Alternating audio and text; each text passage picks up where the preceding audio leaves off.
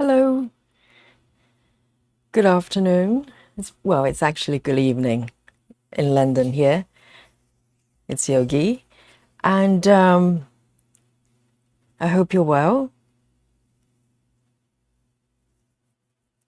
So it's been a really busy day. Um, I taught 3 classes today. So if you don't know, I'm a yoga teacher, so mostly, and yeah, I did 3 classes back to back. So it's been pretty intense today. But in the back of my mind, I've been really missing this piece. So I did a session yesterday. Let me just quickly show you. So this piece, if you've never seen this piece before, this is from Heaven and Earth. Let me show you the full markup here. So this is a full piece. So this piece is called The Little Cake Shop. It's totally whimsical and so pretty. And so the version I'm stitching is regular size, but max colors. So this is probably one of the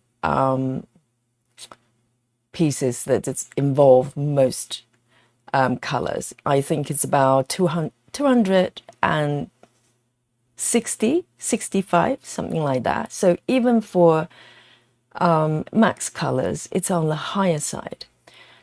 And you can see why, because there's so much going on there. So yesterday, I worked on this area and I have completed it. Let me just zoom in a little bit there. It's really, really pretty color transitions there. I think it's part of the canopies. I'm not too sure yet, and I try not to reference to the markup too much, so it's always a surprise there. So I completed that session, that area, and today I'm going to move toward the top and kind of to tidy up some of my previous stitches. You can tell that previously I was going diagonal, kind of block by block in general, and mini cross country. So a lot of loose stitches kind of floating out of the main area. And so today I'm going to focus around this section. And let me show you, I'm using an app to track my stitches. And it's an app maybe some people are not very familiar with. It's called Cross Stitch Saga or Cross Stitching Saga, one or the other. And so let me show you the full view there. So my current progress, so you can see this is the portion I finished versus the entire piece. So a fair bit of progress, at least in my book, because I've got tons of pieces going on, but most of them probably around under 10%. Whereas this one, if I check the stats here, it's currently on, if you look at the top left area, there's a progress percentage there. And currently I'm on 12.8%, almost 13, which is pretty cool. And so today, using the app, I'm going to hopefully create a session here. So I think in-app is called Sprint. So I'm gonna just do that. And you will start counting, you start counting my progress from this point on. So I'm in no competition. I'm not aiming to stitch super fast. And but I like to keep track of what I'm doing. So you can see I'm starting from top left corner there, and then gradually working from left to right, top to bottom. I think that's the direction most of the people do. So let me highlight the area I'm going to be working on today. So this app is also able to give you the ability to create a kind of user-defined area. It doesn't matter what size. And this is the area I'm going to be working on. So I'll be tidying up some of the ceiling, the connecting to the wall area. So it's quite interesting, a lot of color transitions there. I'm going to just lock it so I don't mess about with it, sort of accidentally move it. So I will be working on this area today. Oh dear, you can tell I'm not very familiar with the app, so I keep tapping the wrong button sometimes. So I intended to come out of this view. So this would be the view I've been working on. There's a toolbar on the left. I'll be leaving there permanently, actually. So I need to access it. So it's quite a large area. I haven't counted how many, but let me just have a quick look. So overall, the unstitched, the stitches left in this area, if you look at the middle left, the left panel around the middle there, so within the area, I've got about 3,600 and well, about 3,700 left actually. So obviously, it's very unlikely I'll complete the number of stitches in this session, but I'll see how far I can go. I've got my sprint activated, so I'll be interested to see how far I can go today.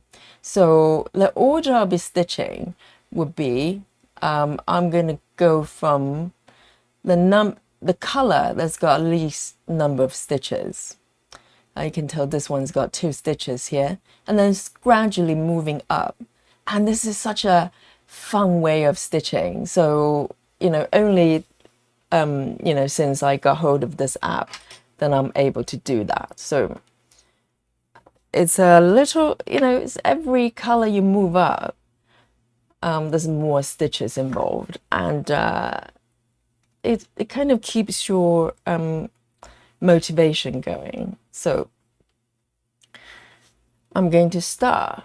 Let me zoom in a little bit so you can see a little bit clearer what I'm doing here. So this is the area I'll be focusing on today. And some of the stitches have already been filled in, and I'm going to just keep going. So let me have my little cupcake here, one of my favorites needle miters.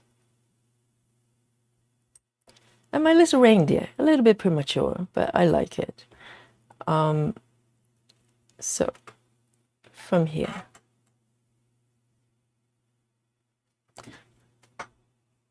I'm just looking at the mock-up, makes me so happy.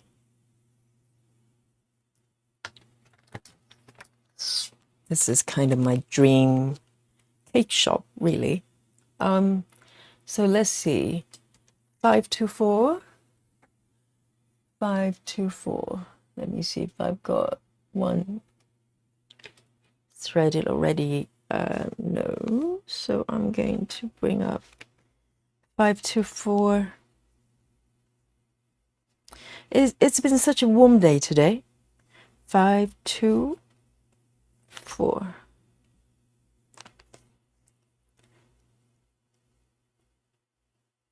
And because sometimes, so I'm in London, So this is close to 7 o'clock right now. It's 6:58. So it's pretty early for me in as far as stitching goes. I sometimes stitch quite late at night when I have time. And also it's peaceful to, stitch before bedtime. I quite like that. But the last couple of days I've been kind of start quite early, and I enjoy that too because I can still look out my window and see what's outside, which is so nice. So I'm overlooking my patio, and it's been really warm. It might not be something that's that special for some of you if you live in sort of warm countries, but in the UK, summer, it's not unusual that it's still pretty cold compared to most countries. I'm trying to find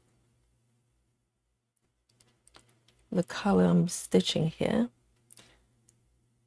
So I'm in a warm-up stage, it's a bit like going to an exercise class. You're warming up. So I'm warming up right now. So I'm doing here. Let me just move the lighting slide over there so you can see, and I can see as well. So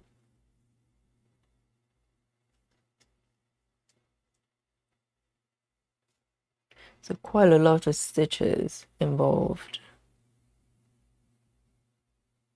And I'm getting more and more daring with this because in the beginning I was doing kind of 4 blocks or 6 blocks.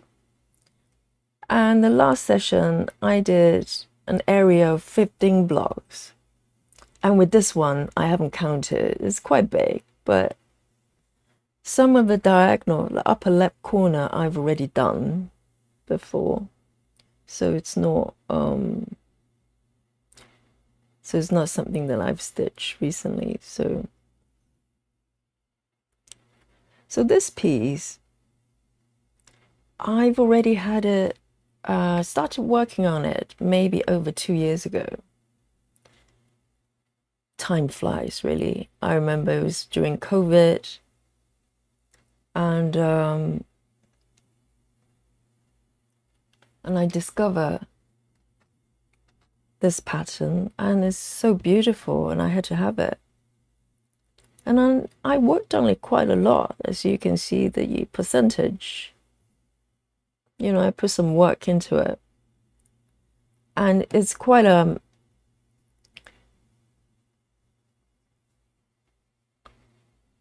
I don't want to say complex, but it's got so much colors involved. It's a challenging piece, or it can be, but I really, really enjoyed it. But then I started to add more projects. Oops, let me just find my little scissors. Here we are, really organized. And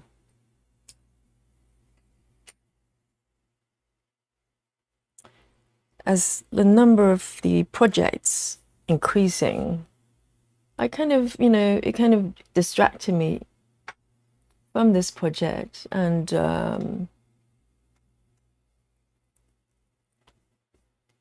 so I kind of left it for a little bit. So yesterday or the day before, literally, I think it was the first time I came back to this piece since last year, to be honest, and I love it. I really love it.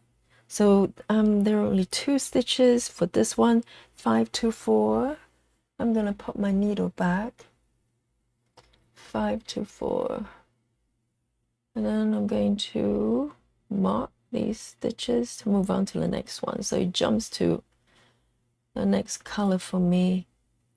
And 4, 5, 2, 4, 5, 2. I need a new thread.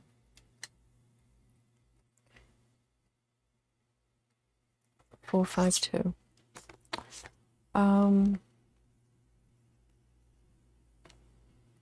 4, 5, 2, lovely silver. And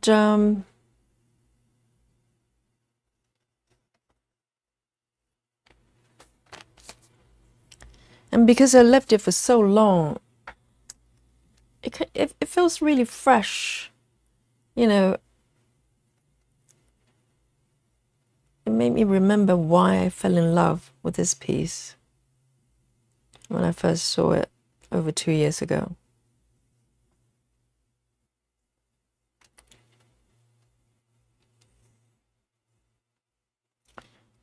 So with this one, I am going over to the bottom right there, mostly on the bottom right.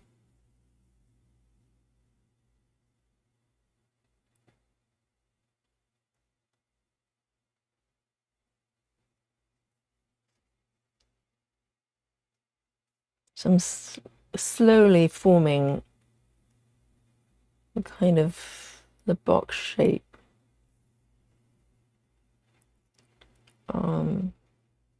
of the area.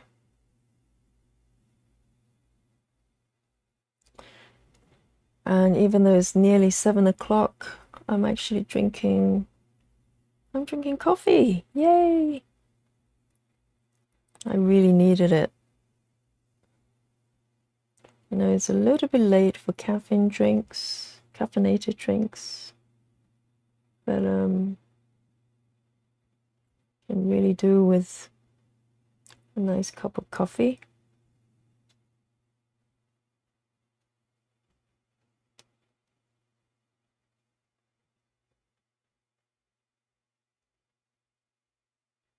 And I couldn't believe how fast it was, because the 15 block area, prior to using this method, it would have taken me, even if I put in a few stitches every day, it probably would have taken me at least 4 or 5 days, or even up to a week. Really, it depends. But I managed to finish it in probably less than 2 days, which is phenomenal. I'm trying to get my head around why this is so much faster. Really, the number of stitches involved don't change. It could be the fact that there's less color changes, because as you work up the colors, the number of stitches also increase, and eventually, you know, you stitch the same color for a fair number of stitches at a time, and there's just less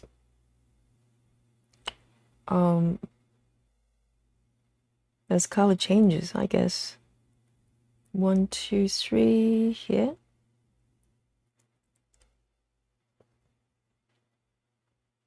But it doesn't fully explain why it's maybe 3 times faster. I don't know.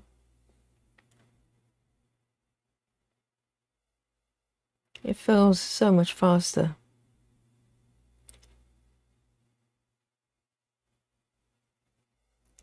And that's kind of new to me, because I'm a slow stitcher in general, and I'm not sort of racing anywhere at all. I'm just putting stitches 1 stitch at a time.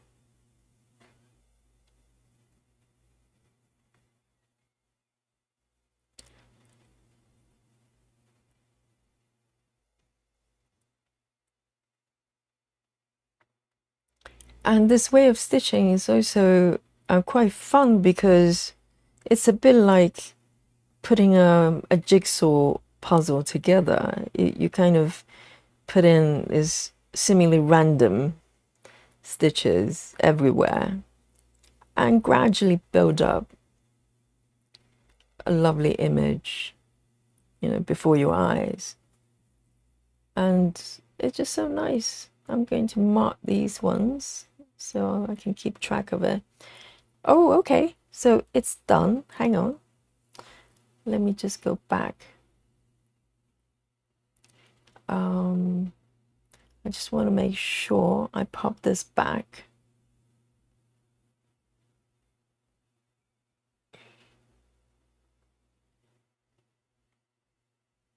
Okay, that was the last stitch. So you kind of jump to the next color automatically, which is a feature I didn't even know that I needed.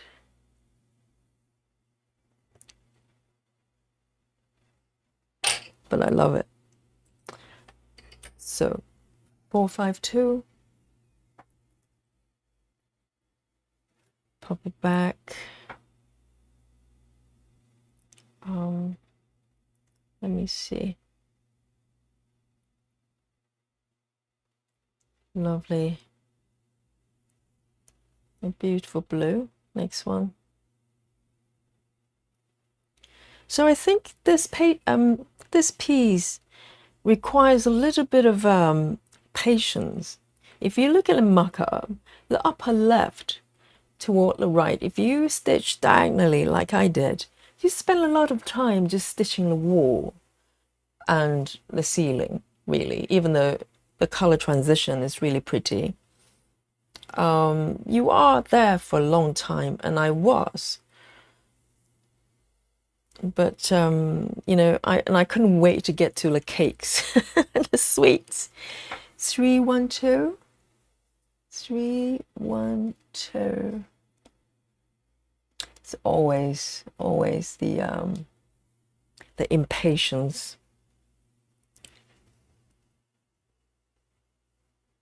This is too short. I'm gonna get a new strand.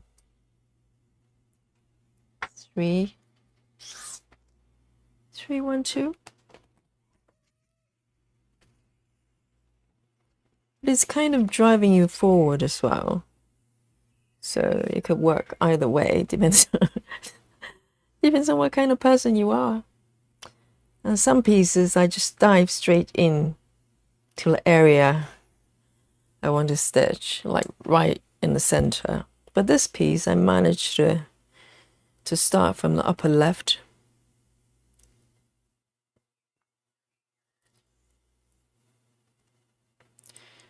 And as I said, even for max colors, for heaven and earth, this is quite a high number of colors involved. A lot of colors. So depends on the stitching method of your choice. It could feel like you're, you know, it's confetti everywhere. Because some pieces, most pieces, you might have confetti areas, but then you get out of it and you have a little bit of a break. Whereas max color, and particularly this piece, it feels like there's a lot of color changes everywhere. So you have to, if you're getting this pattern, if you get max color, you have to go in with eyes wide open and be fully prepared for the challenge.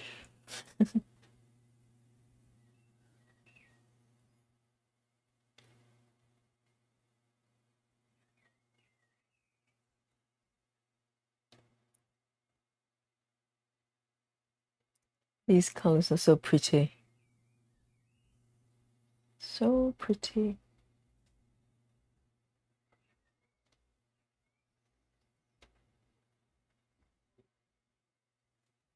One, two, three, four.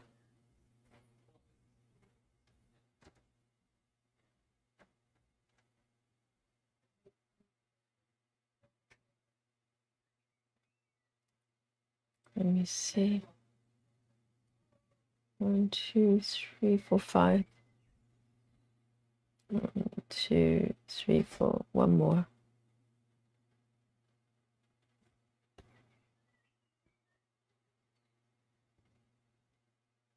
So even just with the ceiling, there's so many colors involved, the transition. And with some pieces, I think for Heaven and Earth, I've got another piece that's regular color and regular size. It's still, it's a lot easier to stitch because I think it's only 95 colors or something like that. But it still comes out really beautiful. So I think even if you stitch the regular version, you're not deprived from beautiful results. You know, I think the max color, well, at least in my mind, is more of a challenge more than anything. And I'm hoping the outcome will be even better as well. But I think, you know, like I said, you will still get a beautiful piece with regular colors, I'm sure.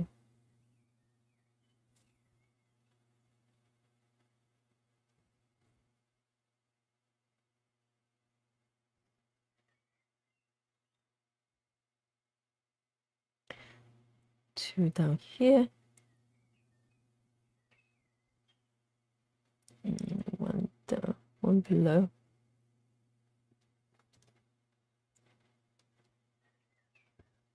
I can hear birds. It's a strange time for birds to sing. This is 7 p.m. I thought they only made noises in the morning. They're singing. I don't know whether you can hear it.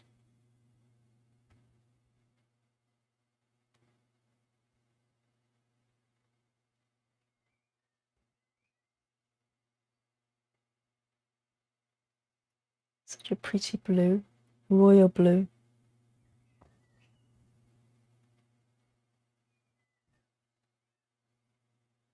And by the way, the floss I'm using is DMC. So it's kind of the floss of choice for most Heaven and Earth stitches. And I have pieces using CXC as well. I enjoy CXC as well.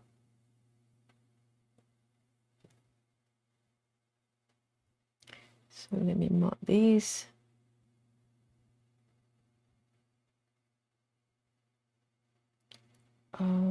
One, two, three here.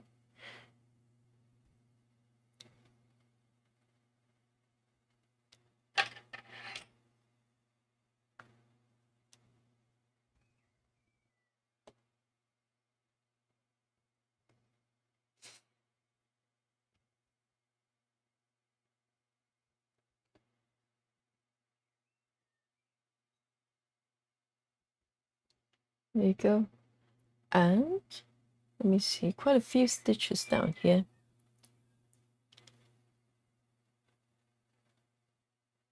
And these are probably some of my favorite colors. You know, the royal blue, the navy blue, I love. And also that greenish blue, sort of teal colors. It's just so pretty. And particularly when you're stitching close up like this, you really get to enjoy the colors. Such a feast for the eyes. And you know, the area I worked on yesterday involves some brown, pink, and orange. And you just switch to another area, you're stitching a set of completely different set of colors. And that's the joy of having a design that's involved so much. You know, it's got everything going on, different colors, And so you don't get fatigued, you don't get bored of working on the same palette. And and talking about that, I know there are design out there, patterns out there. There's grayscale, like almost black and white in different shades. And I take my hat off anybody that choose to work on those pieces, because there's just no way, no way I'll be able to cope with that. No way I'll be able to cope with that. So I wouldn't go near the sort of patterns like those, or anything that's got sort of acres of ocean or tons of trees or grass. No chance. No chance.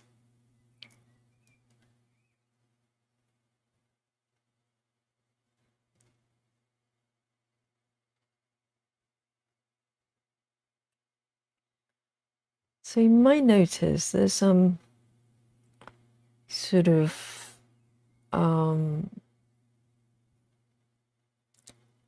pattern emerging with sort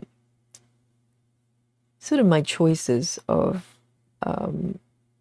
design, so to speak, the type of charts that I go for. I like spaces, like a room full of things, or shops, shop fronts like this. It's just full of dreams. I'm less drawn to sort of fantasy themes. I know it's very popular, sort of dragons and angels, that type of stuff. I think Heaven and Earth is quite known for that type of stuff. But not really. I'm not drawn to those.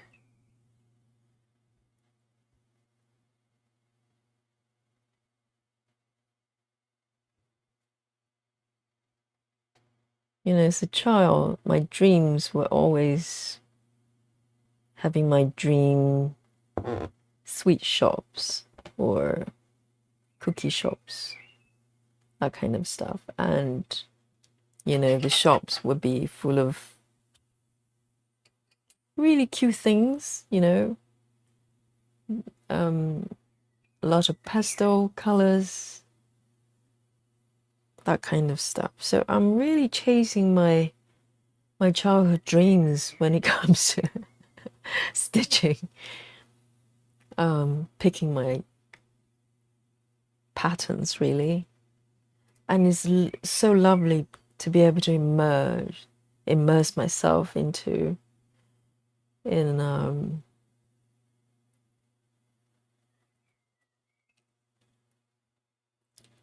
patterns like this. 1, 2, 3. 1. 1, 2, 3 here, and 2 from the left. I see.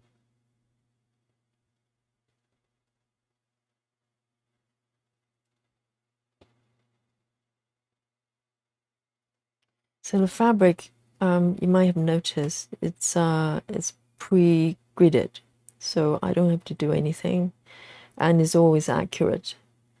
So it's kind of quite nice. I do have projects. I just use plain even weave, but they're both enjoyable. 1, 2, 3, 4, 5.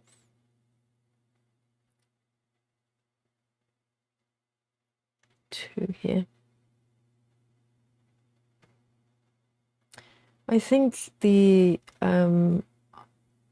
plain fabrics, the plain even weaves, it feels a little bit softer to stitch, whereas the gridded version tend to be, it has a little bit more body to it. So I think it's just more starch or something like that. So you can definitely appreciate the difference.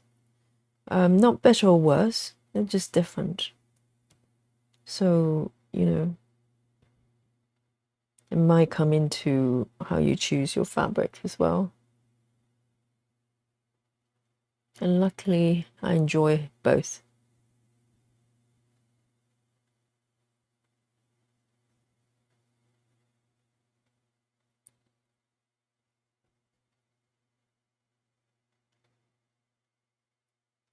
Let me see.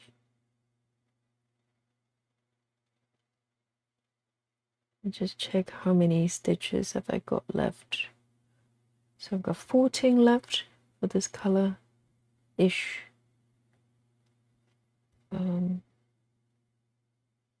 It's nice to know how many stitches left for a particular color, so you know whether you need a new thread or not.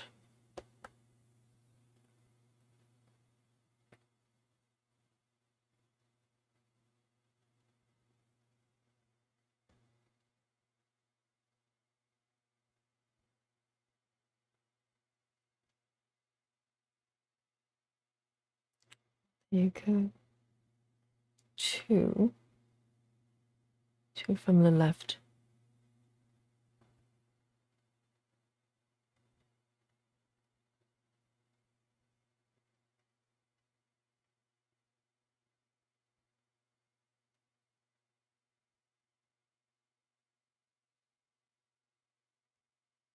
And today's Friday the 13th, in case you haven't noticed.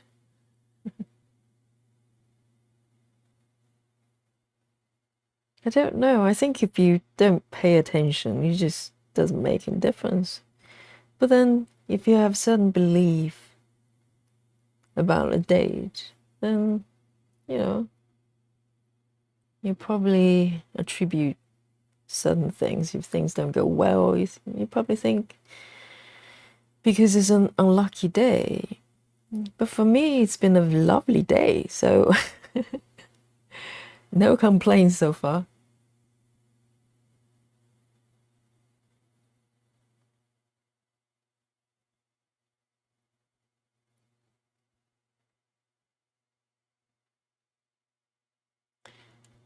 I'd love to know what you're working on. Are you stitching? And what is the project of your choice right now? It makes me happy if someone's stitching the same piece. It's like stitching with me in the purest sense. We're literally stitching the same piece. So I'm going to tuck this one in. It's getting pretty short here. I'm just move it slightly over here.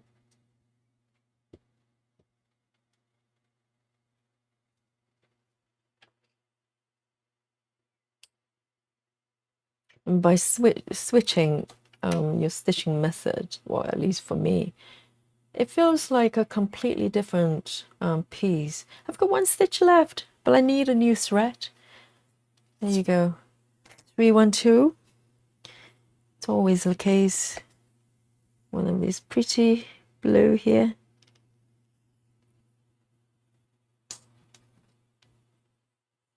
Well, if I pushed, maybe I was able to do the last stitch. But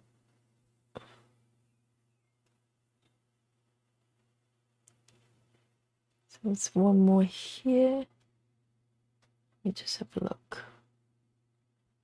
It's here.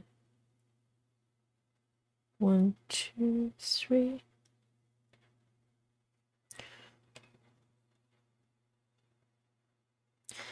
I think you know that you're in love with the piece when you're kind of thinking about it when you're not stitching. You know, you're thinking about where you're going to, which area you're going to work on it next, and how you're going to work on it. You start to occupy your mind, then you know you're in love.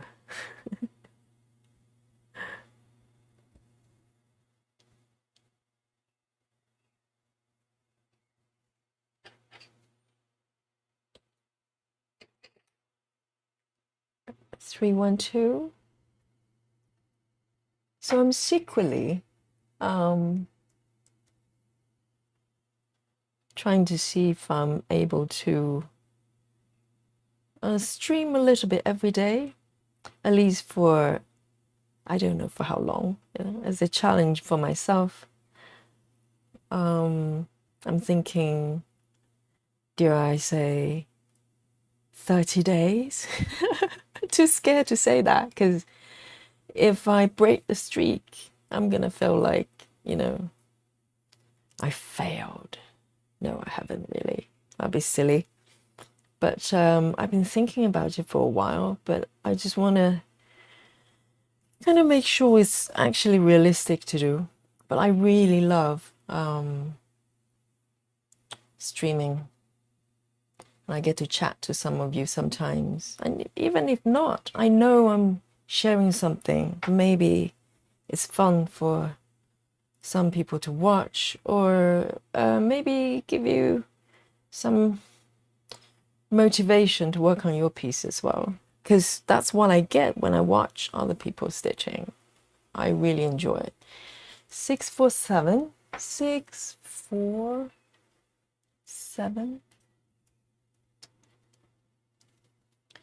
And I'm such a nerd when it comes to stitching. I don't get to talk about it with anyone else because I don't know anyone around me that actually do this kind of stitching. It's quite an odd thing. Let me see, it's up here. So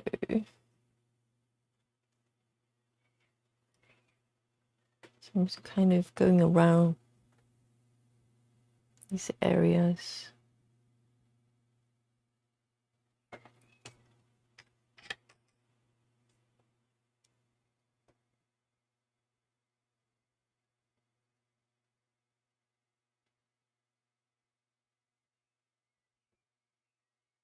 It's quite short. Probably gonna have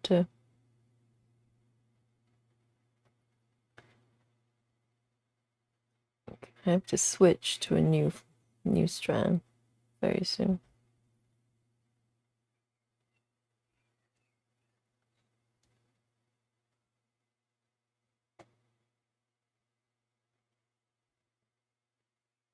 I'm filling in these little pieces of jigsaw puzzle.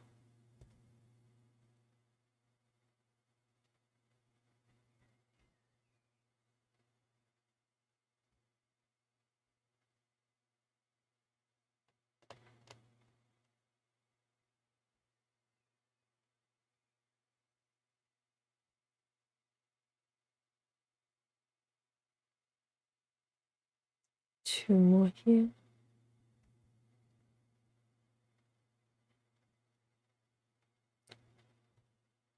It's just so well charted because the colors are so nuanced. And sometimes I go, I read the charts and look at the color and kind of wonder, is it gonna work? Because the color seems a bit, you're not quite sure what it's gonna look like when it's stitched. But once the stitches are done, it just made perfect sense. Everything just blend in really well.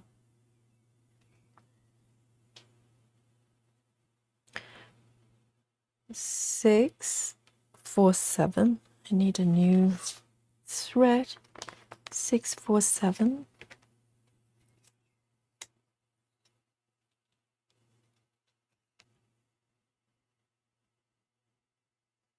6, 4, 7.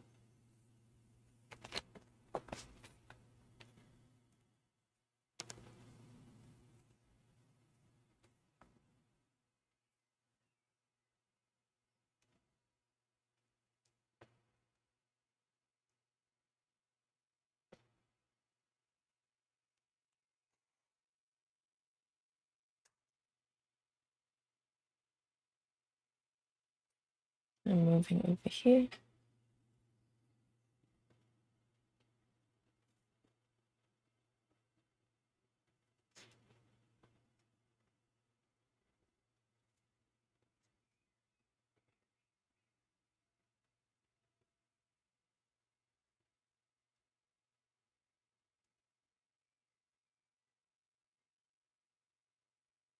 If you look at the transition from dark navel to green, it just seemed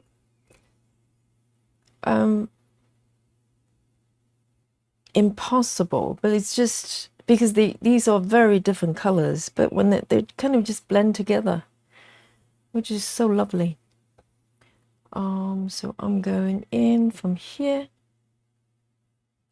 Let me have a check. So it's all about your kind of deciding where you want your stitches to float toward, because they may be in very different locations within the area. And kind of just flow with the colors. Oh dear. It's kind of snagged a little bit. Let me have a look. DMC seems to kind of snag a little bit more than CXC, which is quite interesting because it looks so much silkier and more glossy and everything, but the texture is a little bit prone to snagging.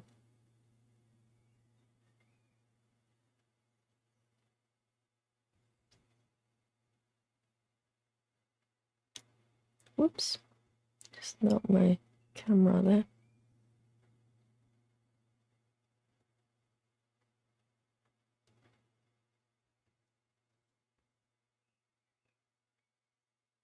Just blends in. Whoops, to stop doing that.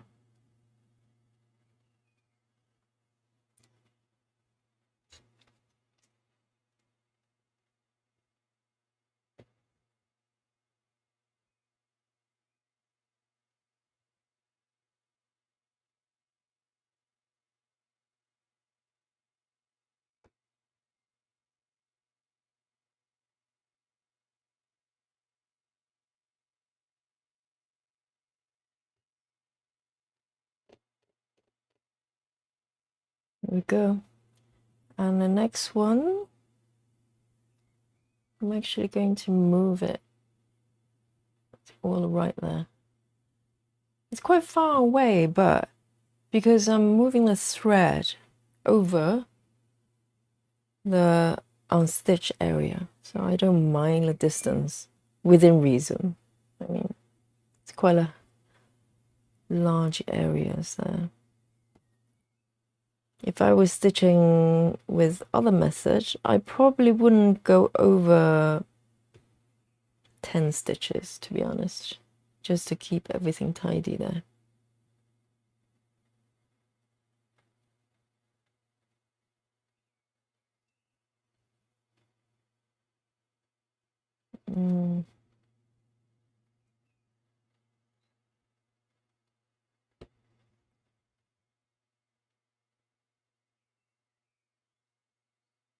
Two.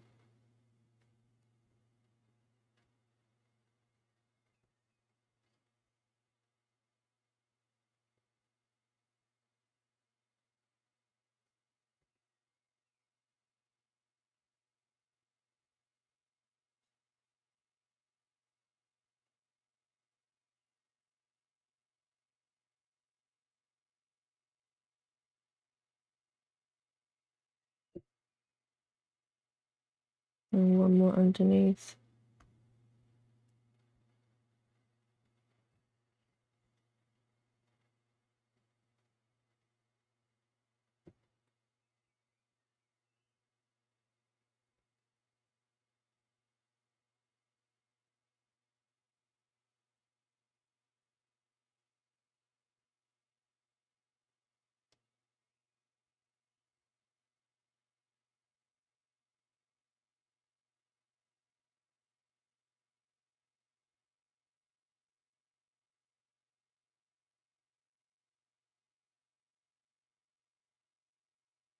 So running slightly low on the spare needles. I think it's better today. Yesterday I literally only had 5 spare ones left because everything's been parked.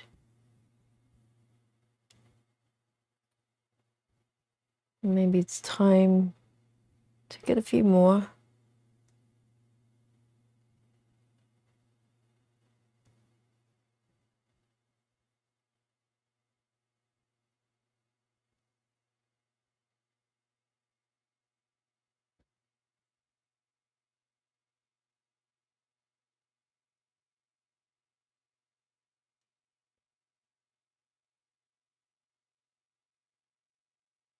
There's one more.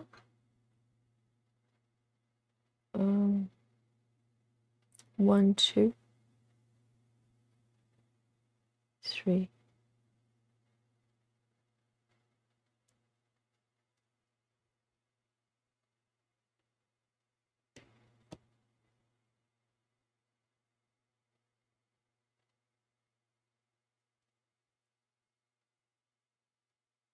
One, two. Okay.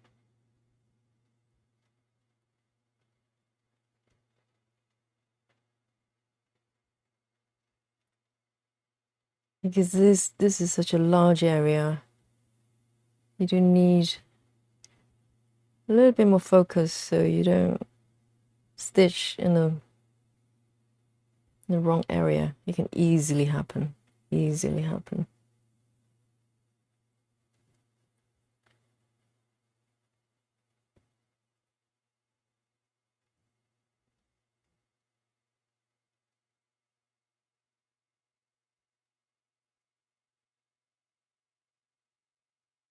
Oh, I need some coffee.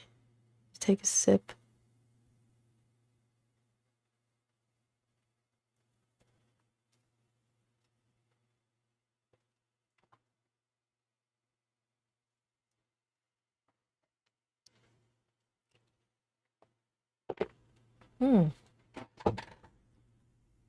I actually really like cold coffee as well. It's still warm, but there's something about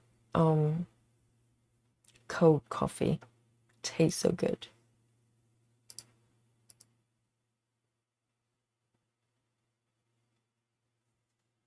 Lovely. Okay, so I'm here. I'm going to mark it. Mark these ones.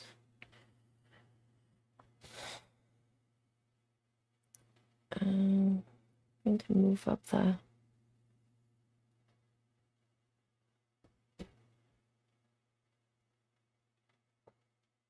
And when I started sort of full coverage, prior to that, I was mostly stitching with a single hand, meaning that, you know, you put a needle in and with the same hand. I'm right-handed, so I'll use the same hand, go under the fabric, pull it out, and then come back. So when I started to stitch like this, because if you stitch like samplers and stuff, it's not unusual that you turn the project over to tuck in to end thread. You know, so the back is kind of neat and tidy, but with this kind of projects, you just don't want to turn over the project constantly. I mean, just not practical. So I had to practice stitching with both hands. So now I kind of take it for granted, but it took me a little while to be able to do it kind of intuitively, because my instinct was to use the same hand to do both. So I think for some stitches, it could be one of the things that you want to pick up. You know, if you start stitching full coverage for the first time, then it's a lot more efficient if you stitch with both hands. You know, it doesn't matter if you care about the speed or not. It's just a more pleasurable way of doing it.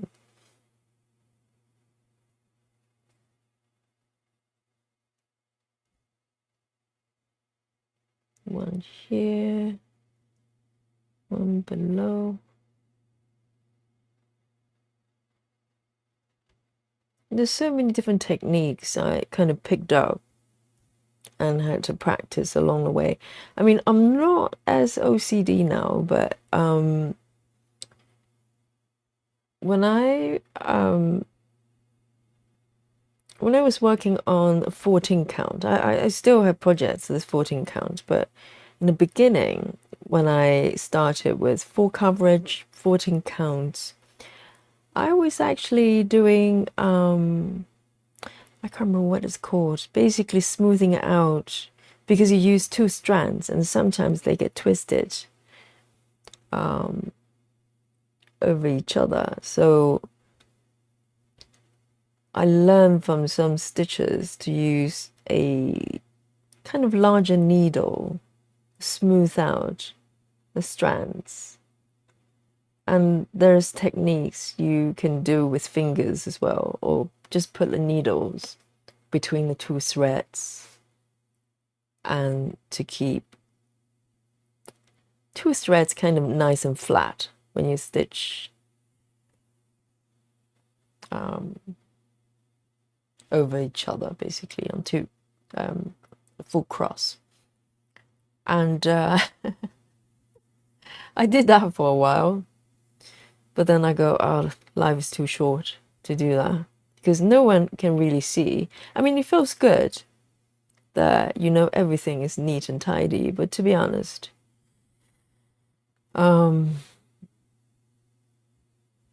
it's kind of disrupting the flow a little bit, because you have to, every single stitch, you have to pull a needle through. And sometimes I just use my fingers. It's not as effective, you know, I just use my finger to smooth out the threads like this, you know, just run it over a couple of times. That works fairly well. I think really depends on what you're looking for. So I think it's a balance between the results you want versus practicality. You don't want to try to do so much that eventually you just get fed up because there's so much work. And just like everything else, really.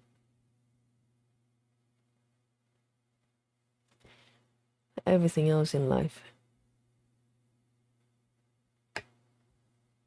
Another one over here.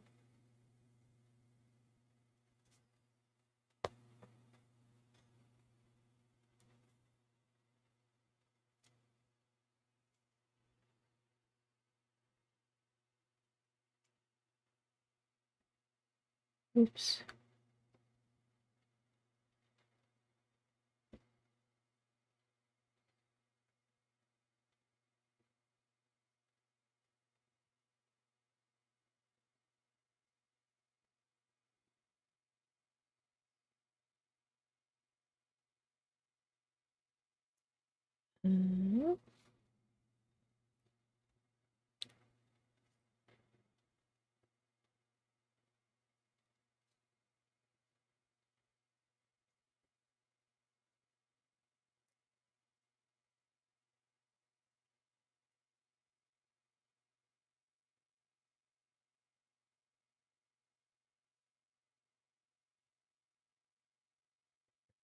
Let me see.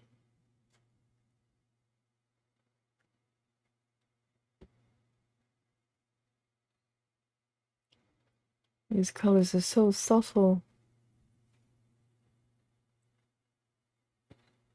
And sometimes when you're stitching sort of really pale colors, you know, slightly off-white colors, It's really hard to the eye sometimes.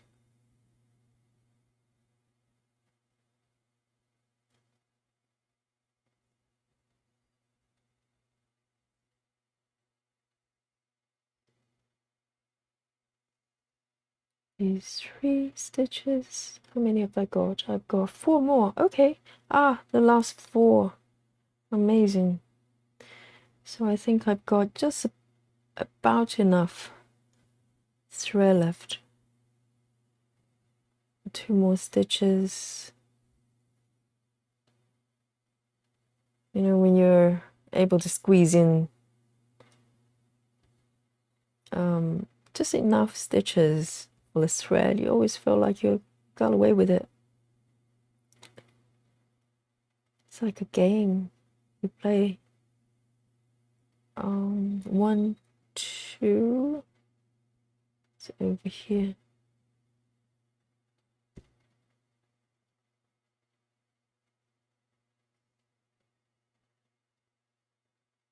Beautiful.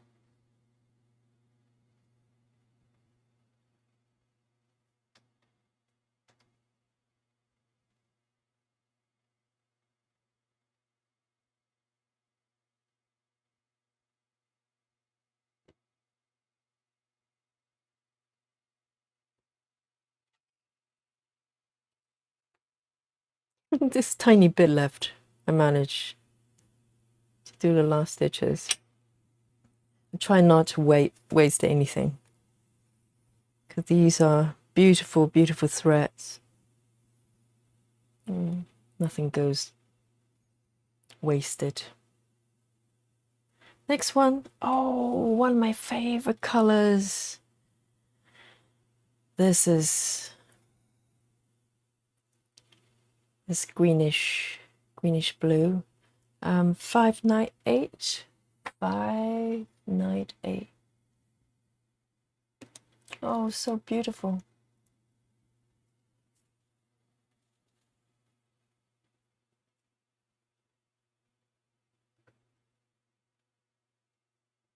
Let's have a look. Look, so pretty. Look at this color. Huh.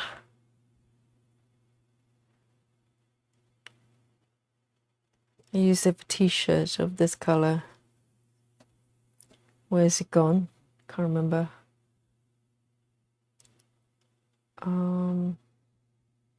Right. So I'm going from here. It's that one. Such a beautiful color.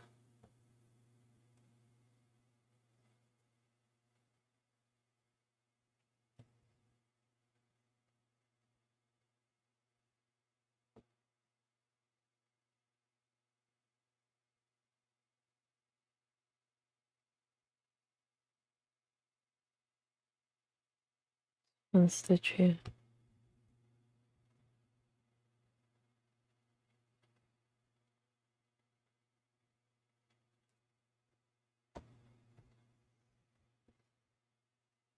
And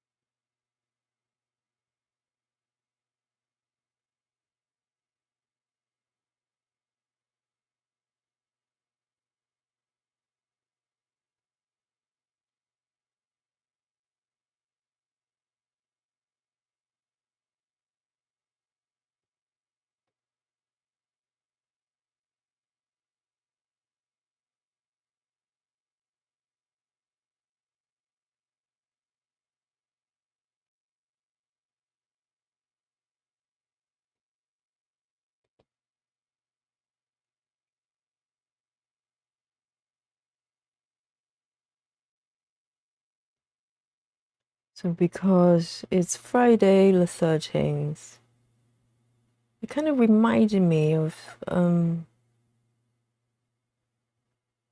strange experience I had quite a few years ago. So I live in London, and I don't know if you've been to London, you probably know of the area called Soho. So it's kind of the West End of London. So, for instance, in New York, you've got Broadway, and West End for us is kind of the Broadway of London, really, if that makes sense. There are a lot of theatres, that kind of stuff. And so it's very popular, not just for theatre goers, for, a lot of tourists and stuff like that.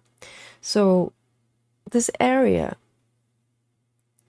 around East End called Soho, it's got a lot of bars and restaurants.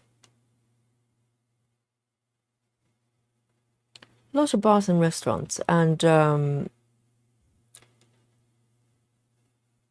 a lot of restaurants has been around for a long time. A lot of cafes, they've been around for a long, long time. And there used to be this Italian restaurant. It's more like an Italian diner. It's very casual. And it's called Polo.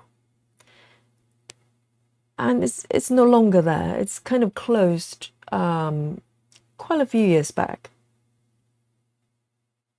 And it's Polo, because the other day I was trying to Google to see if I can find some photos.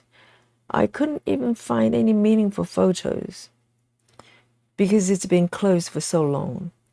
But it's a restaurant that's known by a lot of Italians. A restaurant is good is if, for instance, if it's a Chinese restaurant, if you see a lot of, Chinese people eating, then it's probably a good restaurant. And the same thing with Italian. There were always a lot of people, they speak Italian, so I presume they're Italian. So it's a really good restaurant. And I know for a fact through my Italian friends that the cooking of the restaurant was like Italian mama. I think that's probably one of the highest compliments you can give to an Italian restaurant. It's like your mom's cooking. So it was really popular, and also it's quite cheap. So I was a student at that time, and cheap is good, and it's good food as well. So we often went there, and you get a big plate, large plate of pasta, and they give you a lot of bread as well if you're carb loading. So it was popular, and I had been there before several times, so I wasn't a stranger with that restaurant. And the reason I want to talk about this restaurant is not to do food review. The restaurant is already gone, but I had a strange experience there. And even so many years later, I still think about it from time to time. And so what happened was, it was a really warm summer day. Well, it's not technically summer yet, but in London, this is a really warm day for June. We're kind of, the beginning of the summer. But I think when I went to that restaurant that day, it was probably August, because I remember it was really hot. And it was still quite early. It was, I'm trying to think, maybe not even 6. So it was quite an early time for a big meal like that, really, but we were hungry. And there was a group of, I'm trying to think, maybe 5 of us. And it was quite a busy restaurant, so we went in because we were quite early. We weren't. it wasn't sort of peak dinner time, so we managed to get a table without difficulty. And it was broad daylight. You know, as I said, it was before 6, I'm pretty sure. And we sat down. It was all of us, all girls. We sat down. And so the restaurant's got the entrance, obviously it's on the ground floor, on the ground level. It didn't have upstairs. It's got a basement though. It's not a huge restaurant. It's kind of a diner type of restaurant, but it's got a basement. And it's always busy. But probably because it wasn't sort of mealtime just yet. The basement was not very busy. 1, 2, 3, 4. I'm trying to make sure that I stitch it in the right place. 3, 4, 5. Okay, let me just make sure I do that first before I stray off somewhere it's totally different. I might get too excited telling the story and just stitch in a totally wrong area. So the basement wasn't very busy at that day. Almost empty probably. So what happened was we sat down and we ordered, waiting for the food, and I went downstairs to the ladies' room. It was downstairs.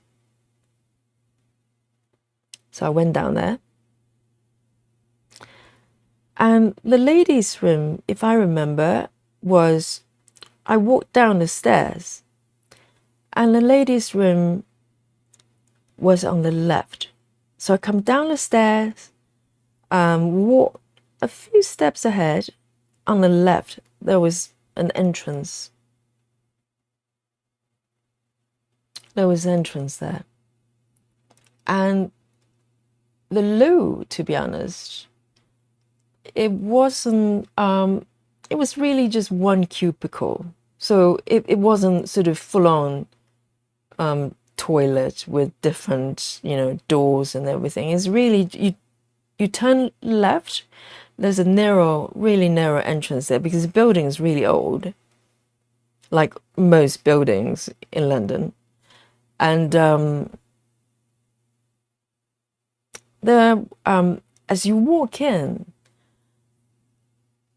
there's a tiny little sink there to wash your hands. And then in front of you, there was a door. And inside that's an actual toilet. So just one room, one cubicle. So very simple structure. And because it was basement, there was no window. So basically, you turn left, you see the sink, there's another door, and if you walk inside, you know, you're in actual toilet there. See, I've already stitched in the wrong area because I'm just talking. It's all right. I will just undo this. And I knew this was going to happen because I'm trying to recall what happened there. Let me just snip that off. I'll just stitch over it later on. And I had been there before, and for some reason I walked downstairs, turned left, and I saw a lady there. She was quite young, maybe no more than, I don't know, 22, something like that.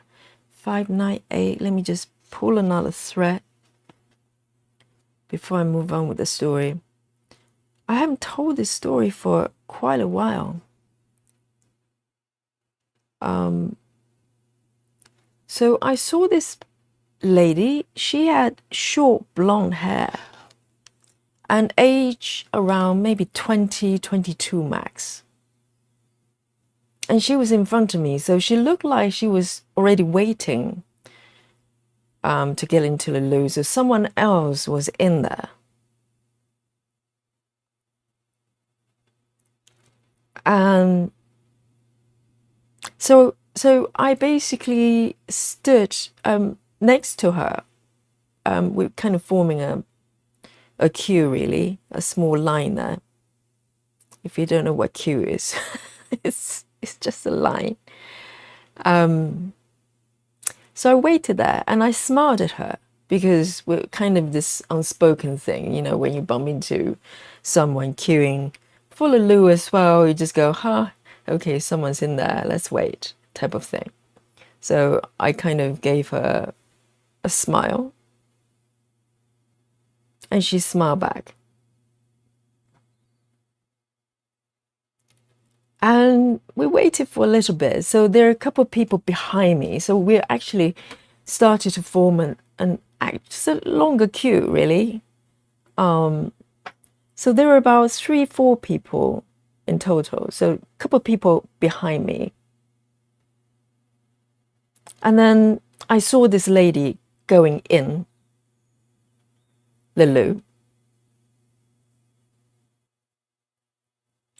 And we waited. You know, she went into the loo. Of course, you just wait outside until the person comes out. And we waited.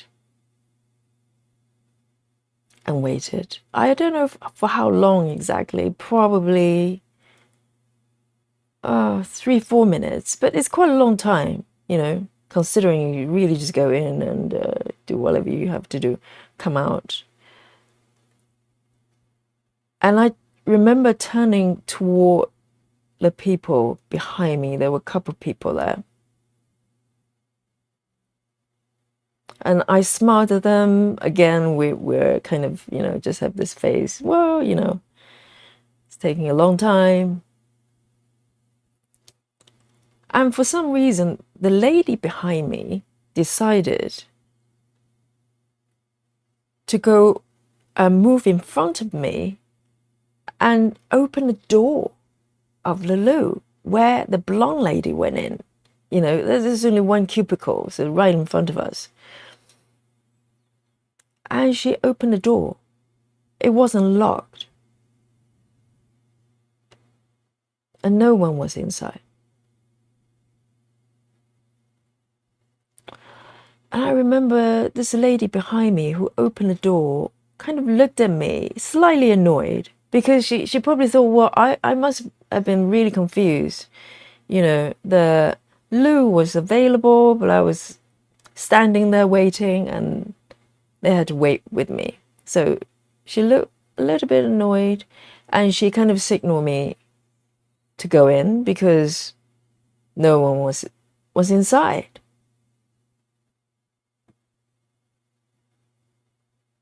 And I was mighty confused. I was very confused. I didn't say anything, but as I went in, I don't know. I don't know if I was scared. I don't think I was scared. I was just very confused. And I looked around the loo itself. It's really very tiny. It's cubicle rather than a room. It's not like a bathroom.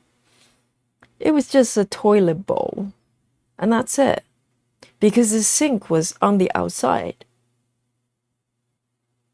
So, and there's nowhere to go. There's no windows or ventilation that I could see, any opening that someone could crawl out or anything climb out. Nothing.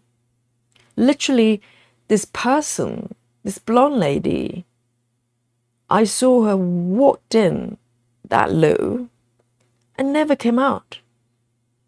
It was broad daylight.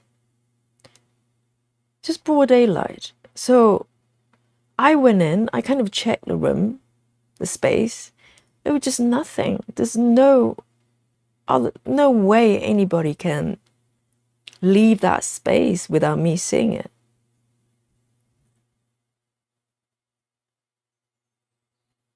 So I went upstairs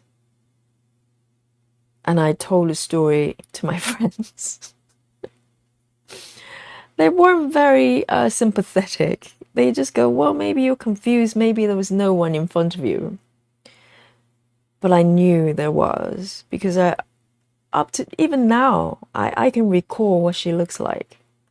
I remember her face. I remember her hairstyle. Oh, GMB, thank you so much. Thank you very much. GMB says, love your videos. How kind of you. Thank you so much. So I'm kind of in the midst of a ghost story. I hope it's not too scary. I think it's quite appropriate for for 13th, the Friday. I thought I'd tell a story.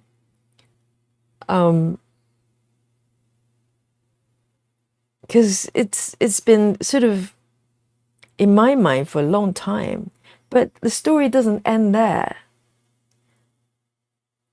So remember I said that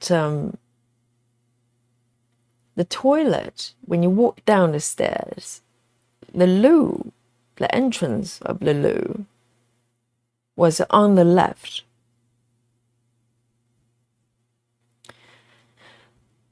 So after that day, I remember, my mom came to visit me. So I told her the story. And my mom was just as curious as I was. It runs in the family. And my mom goes, well, why don't we go there again? She was really curious. And I can't remember whether she's been to the restaurant or not. But so we went together. And it was probably, I'm trying to recall, few weeks, not very long after that. It was still summer, I think.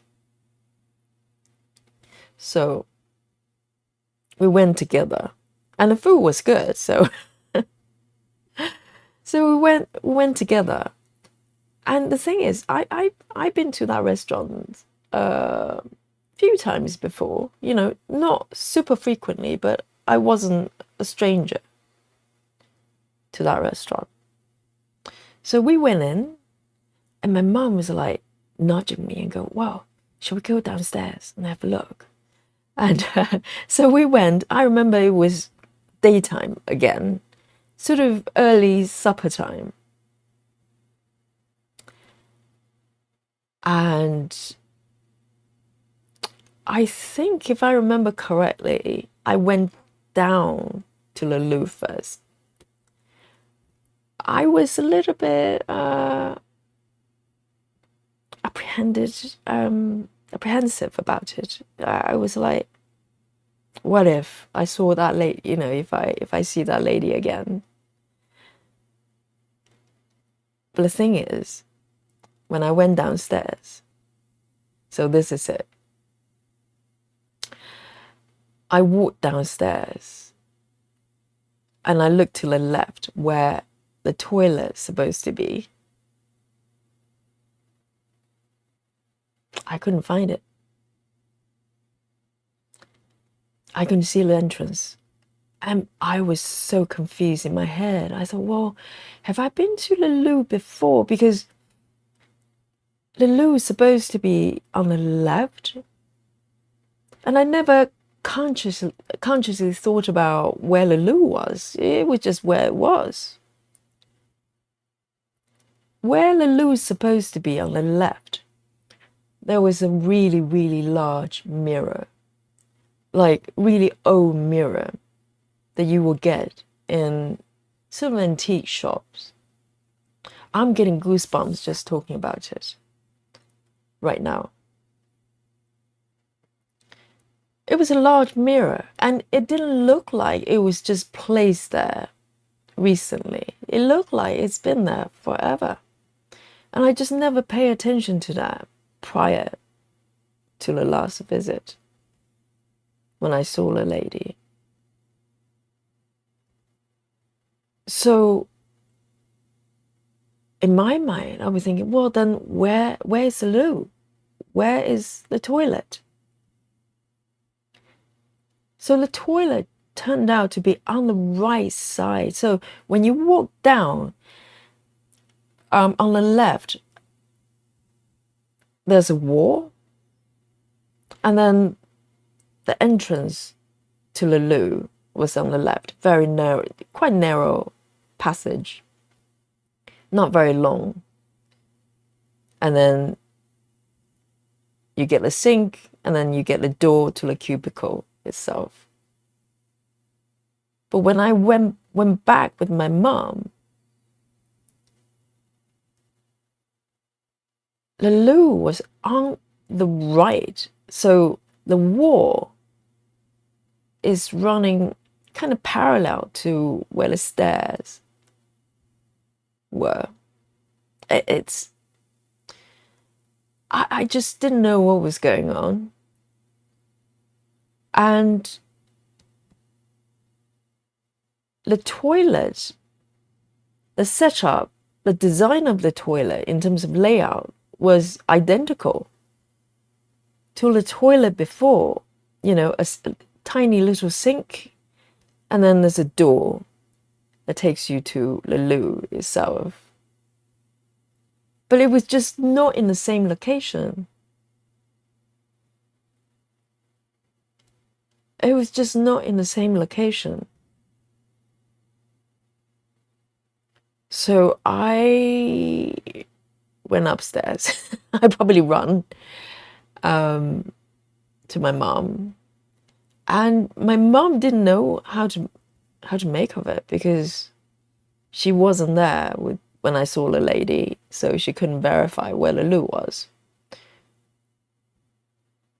But I till this day, I still can't figure out what happened that day. It's like Twilight Zone. Maybe I walked into some sort of Twilight Zone. I don't know. But I still remember really vividly till this day.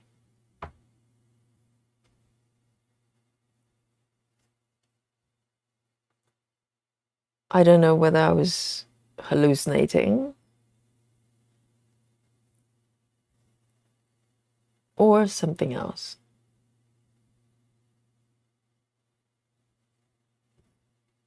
And days like this, like today, warm summer day, really reminds me of that story,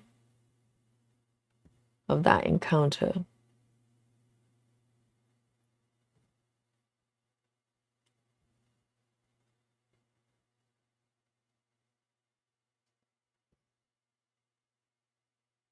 Well, I hope that lady found her way home, wherever that was. Maybe she had the same experience. You know, if you believe there are sort of parallel universes, maybe she was in another universe, and we just clash with each other, and maybe she's telling the story right now about seeing me in the loo and then disappeared. I don't know. It's a strange world. And the thing is, there's just no way to find out, to verify what actually happened. And then now the restaurant is gone, so, you know, can't go back and have another look.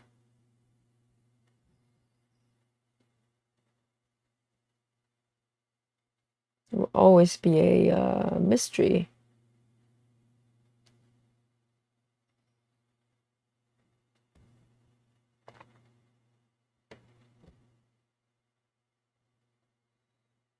Always be a mystery.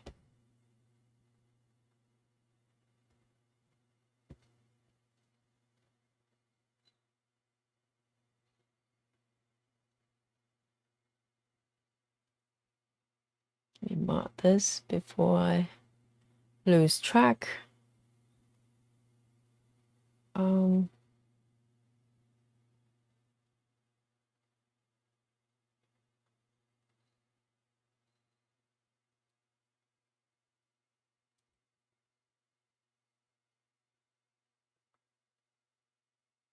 the left here.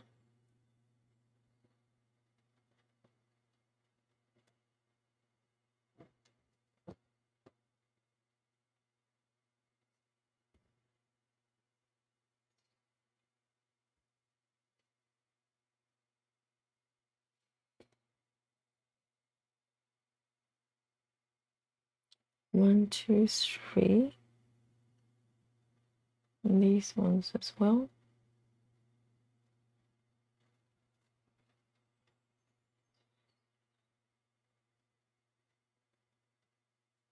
Three, 6, 60.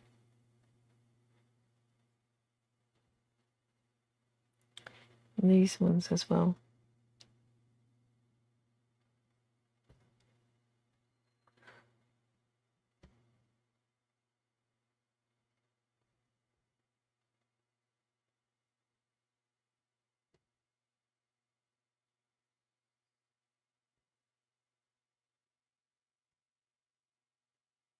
Now, I don't know whether you've heard about, there are a lot of videos about glitches in a universe.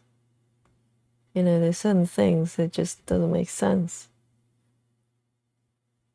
It's a little bit like that.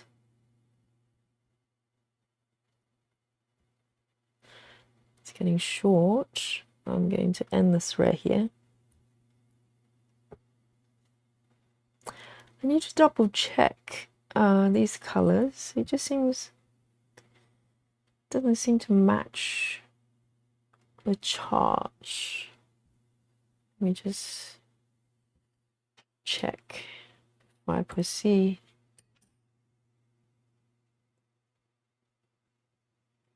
Because I just imported a chart to this app. Just want to make sure the thread colors are correct.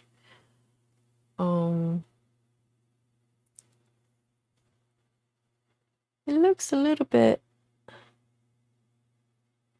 different. Just want to check this color. 318.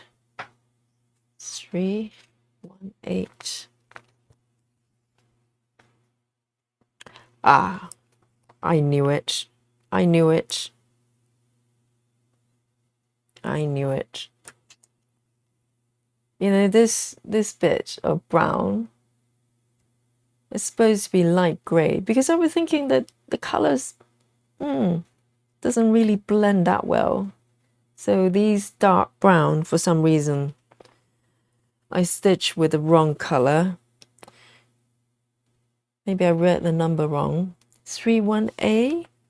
31A is supposed to be this kind of purpley blue color. So let me see if I can stitch over it. But it's quite dark, so no wonder. It doesn't match the presentation on the chart as well. It looks gray, which is closer to the actual color. Right, let me see what I can do.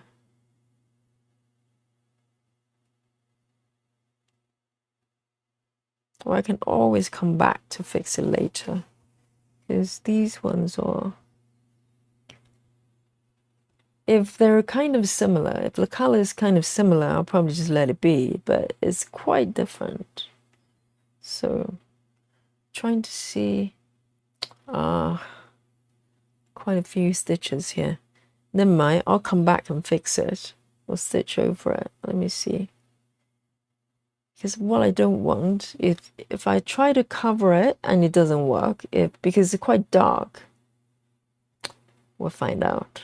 Let me see if I can stitch over it.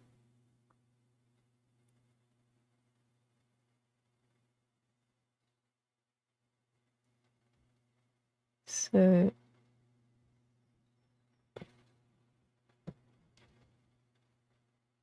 it might be okay actually. It doesn't. Let's see how it goes. It's a little bit better. It's not. It might still show through a little bit.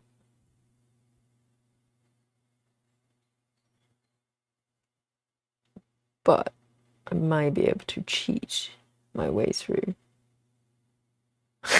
It's very messy. Yeah. Let me see. Maybe I'll leave it for now. I'll undo it a little bit later on. It's not the end of the world. 318.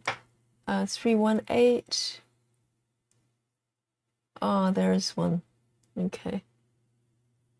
Never mind. Because it's quite a large area. It's the chance of stitching the wrong area is a lot greater for me anyway.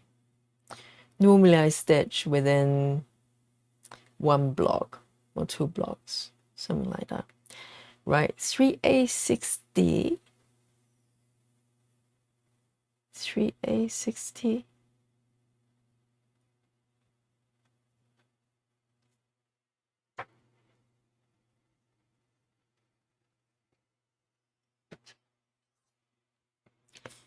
Three, 8, 60.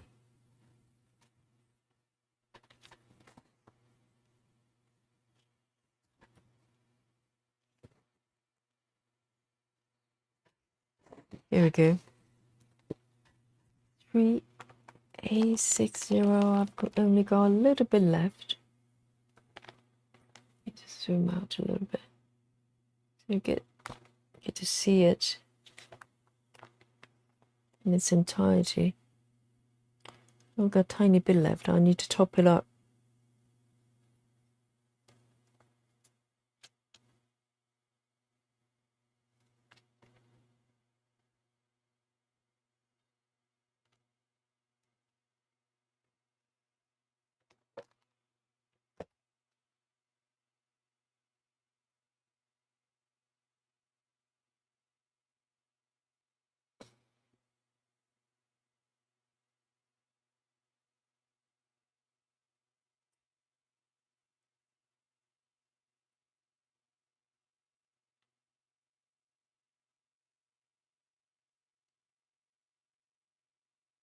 Right in the middle there.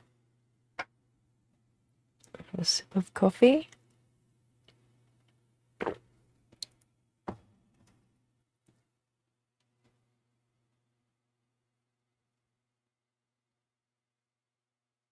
Got 2 over here.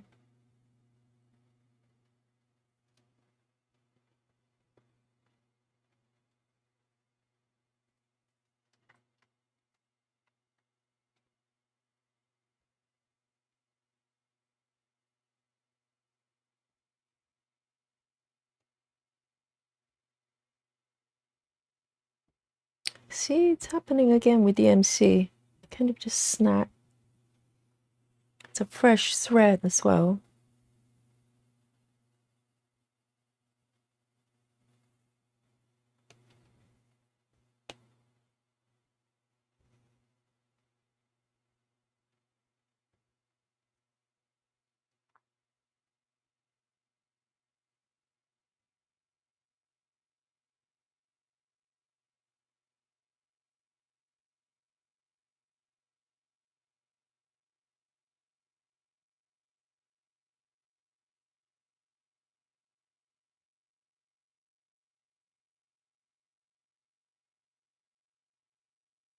It's getting a little bit darker outside.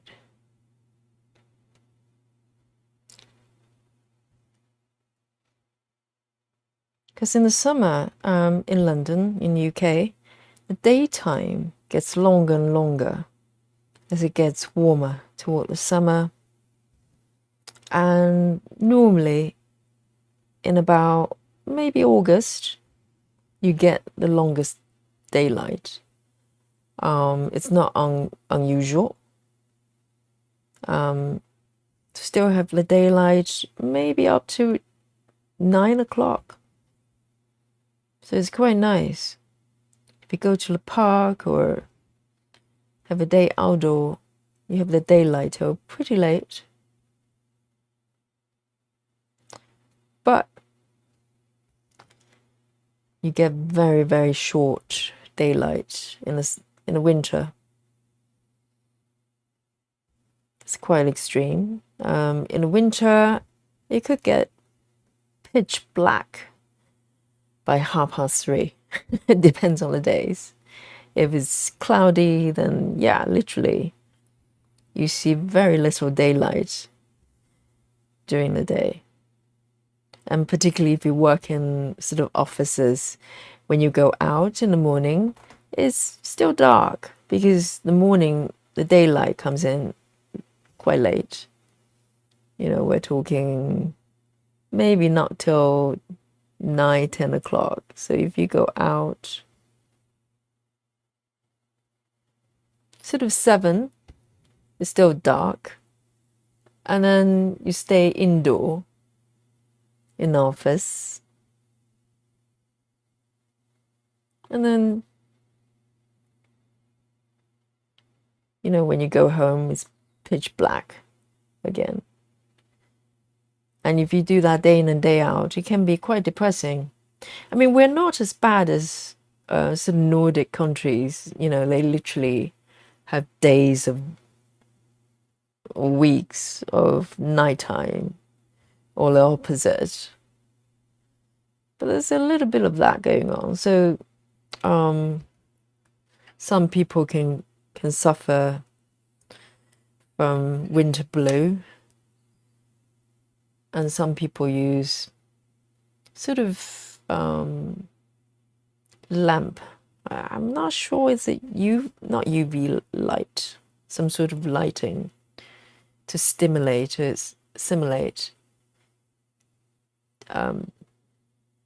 daylight, because some people can get quite depressed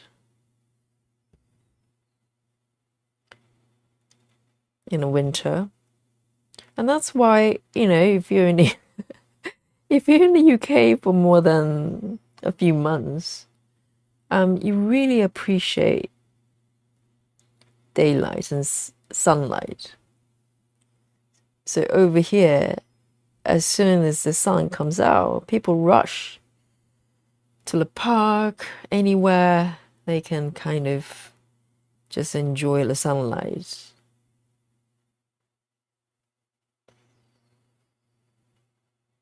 And, you know, maybe not always so careful about sunblocks and stuff like that. I mean, I have to confess that I rarely wear sunblocks. It's just too much work, you know. I use normal moisturizers and that's it. I don't use special sort of anything to block UV light. I mean, to be honest, we don't really get that much anyway. And we all need vitamin D. So you just get what you can. And maybe take supplements as well. I think vitamin D is probably universally deficient for most people. Even people live in quite hot countries. That's where there's a lot of sunlight, because people tend to stay indoor when it's very hot. So let's say Europe, for instance, Italy, Spain, it's very, very hot in the summer. And people stay indoor, probably, because it's so uncomfortable, you know, humid as well. And I have experienced Italian summer and Spanish summer as well, and France as well. France can be very hot in the summer. Maybe not so much in the south. South of France is maybe a bit cooler. But, you know, if you go to Paris, really hot. and humid as well. Because the thing about UK summer, even in a very hot day, because it's quite dry, it's actually quite nice. Yes, there may be some days, rare days, in the summer that you get humid, sort of higher humidity as well. But most of the times, it's just dry heat. It's actually quite nice.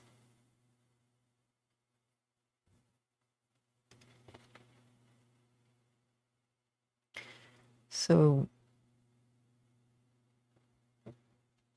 and also hot days are so rare. It's kind of, quite precious in a sense. And today is pretty warm. I think we're talking over 22 degree. I haven't checked the actual temperature.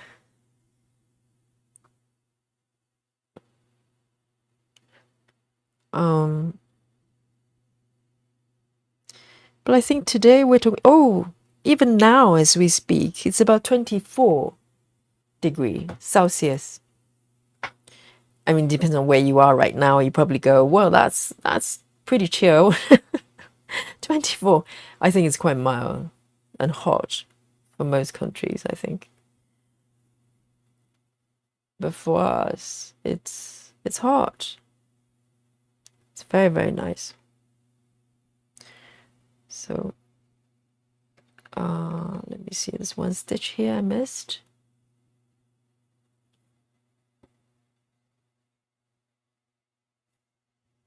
But winter can be challenging. I think some people might I want to move to warmer countries because of the winter. Because it's not just the fact that it's short daylight. It rains a lot as well. I mean, it rains in the summer, depends, but it definitely rains in the winter.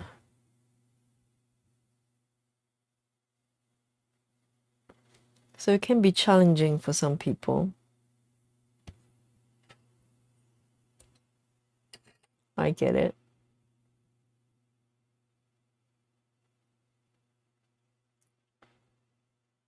Um,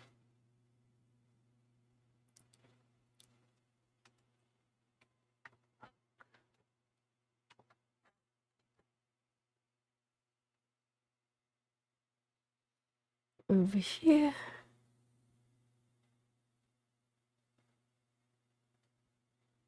Just double check I'm in the right spot.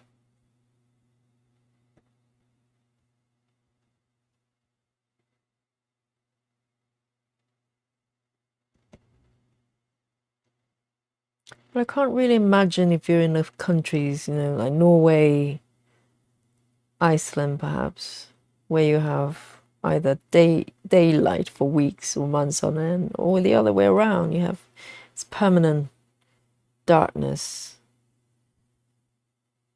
That's got to be hard. That's got to be challenging.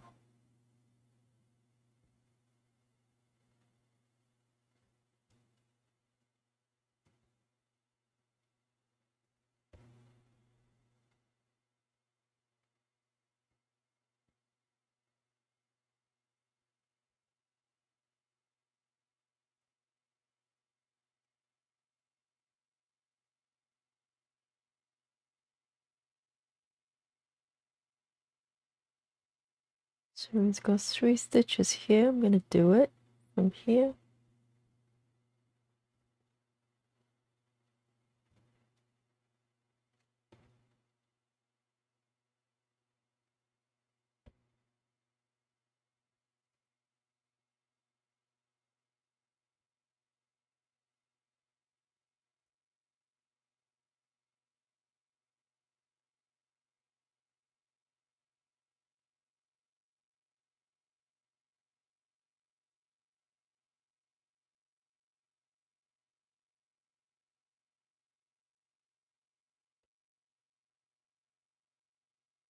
Might have enough for the remaining stitches. See how it goes. Or maybe not. It's quite short now.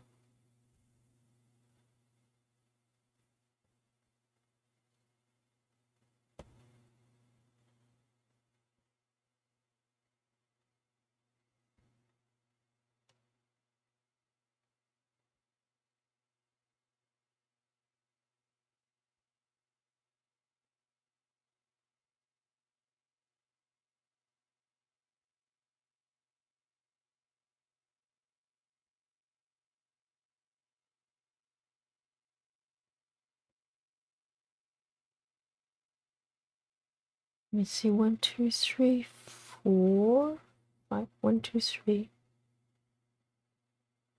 Okay. I need to end the thread very soon.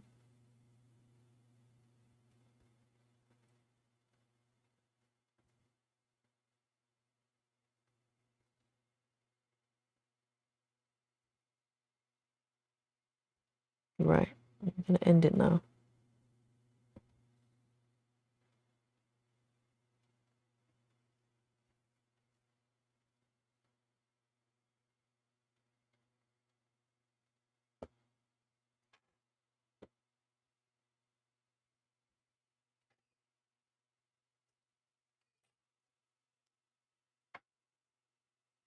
$3,860. I think I need to top it up very soon. Got a tiny bit left.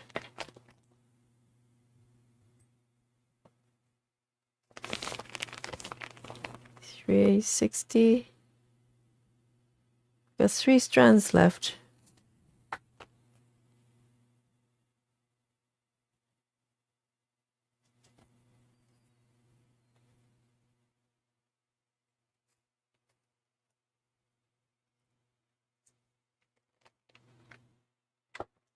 Oops.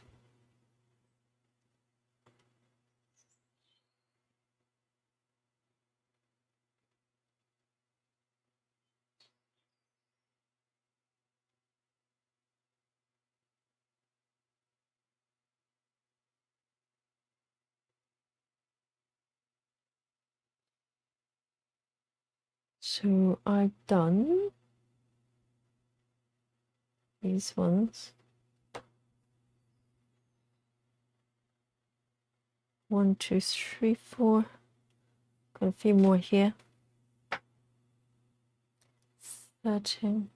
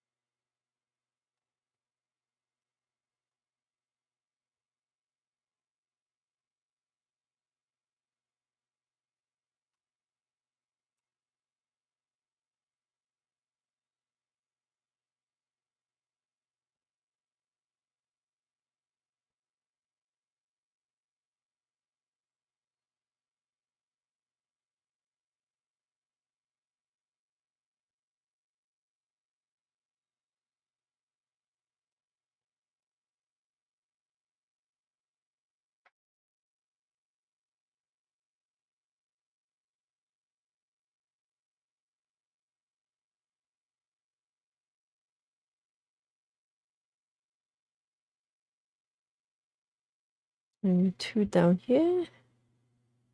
Let me have a look.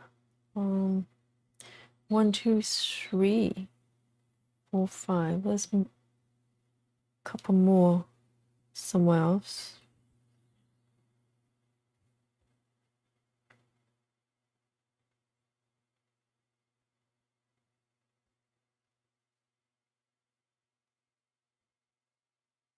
Oops.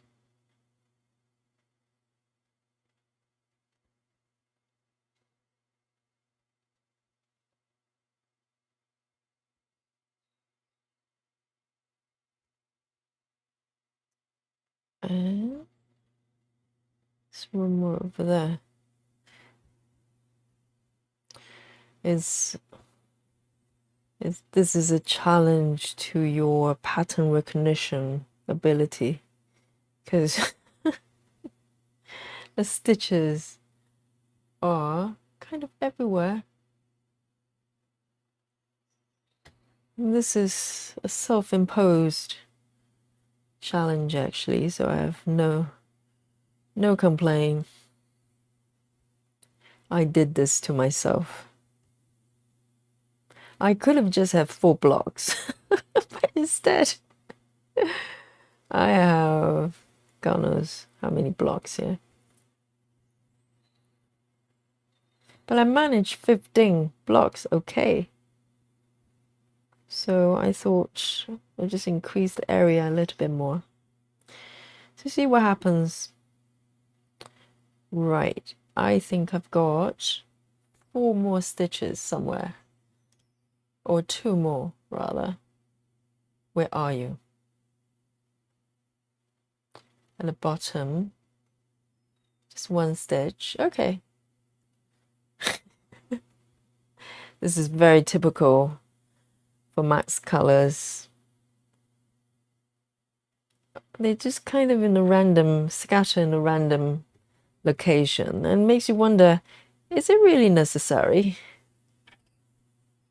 But I guess the answer is yes. So there's 1 at the top left here. Let me just move it over there.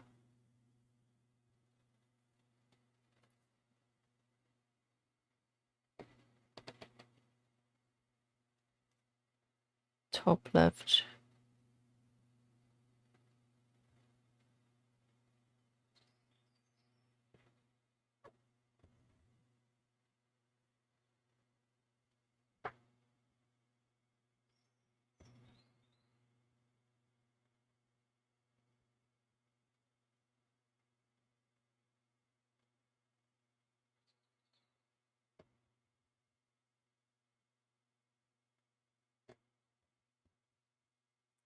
And then there's another one down here. 1, 2. Like way down here. That will be the last one for this color.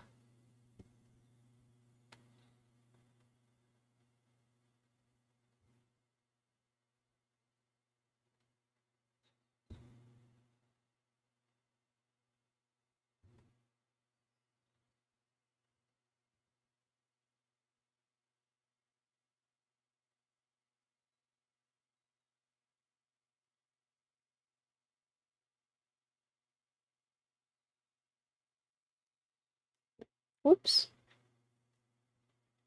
Pardon me.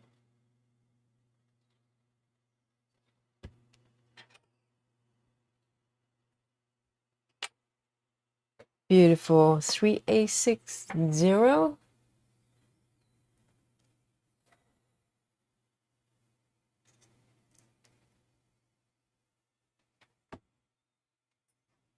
Let me take another sip of my coffee.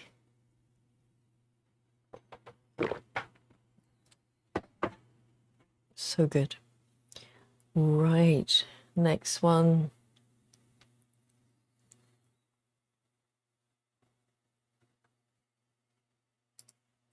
Let's have a look.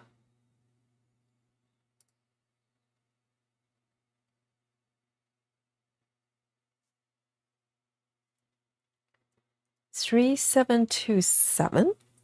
3, 7, 2, 7. 3, 7,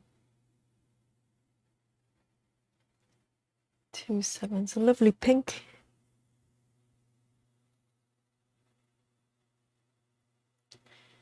So it's mostly at the bottom right corner there.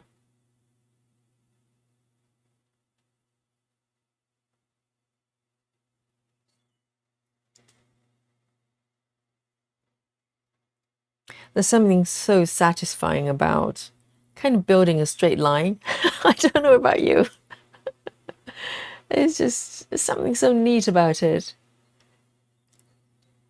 And you know, some people, when they stitch block by block, sometimes they go, well, you might create sort of tension line there. And to be honest, I never noticed that, even if I stitch block by block. I just never noticed that. But if you stitch this way, because, you know, you kind of define random, not random, but areas of different sizes all the time, that's very unlikely you will get any lines. But I have seen finished pieces that you can actually see the line. It's quite weird, because you have to pull really hard when you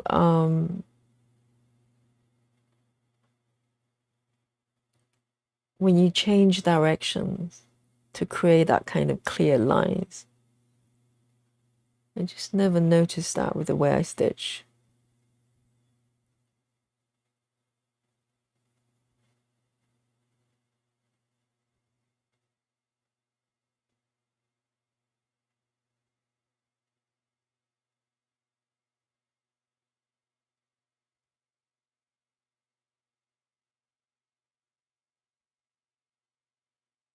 So I've actually seen people kind of create zigzag edges. So they still stitch block by block, but they do zigzag on the edges. And it's just no way I'm gonna I'm gonna do that. Yeah, it just probably a bit too much.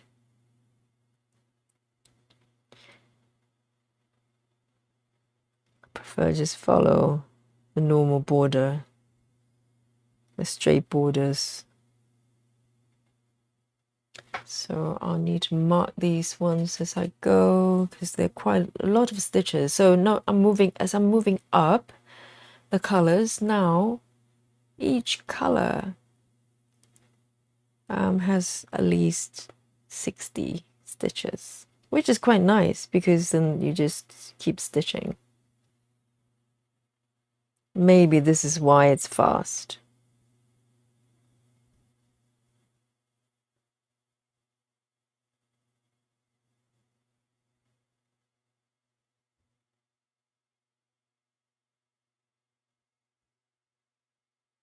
Because prior to this, I was, I don't really part that much with 25 count. I did that for a little while, but I felt that for some reason with this fabric size, count size, it flows a bit better for me. Kind of doing some form of mini cross country. So I'll just, you know, stitch away from kind of the main area pretty much. So for instance, you know, if I go like this, I just stitch away from the main area until either I run out of a strand, or when the next stitch is too far away. So I don't normally sort of jump beyond maybe a block or two. So that's kind of my comfort zone. And but the thing is, with that way of stitching, I kind of enjoyed it, but it it's lacking. Depends on what type of stitcher you are. For me, it was probably lacking a little bit of reward. You know, you need kind of a milestone. For me, when I finish this area, even though it's user defined, there's a sense of accomplishment. You know, I've finished this area and I can move on to the next one. And it's quite nice to have that. Whereas if you go sort of loose mini cross country, you don't really feel like you have finished or gone anywhere, or hit any milestones until you hit maybe a page mark. You know, if you care about pages, you could define that as a milestone. Or you have to wait till the end of the project, really, because you are just floating away from kind of slowly building up the stitches with no particular sort of how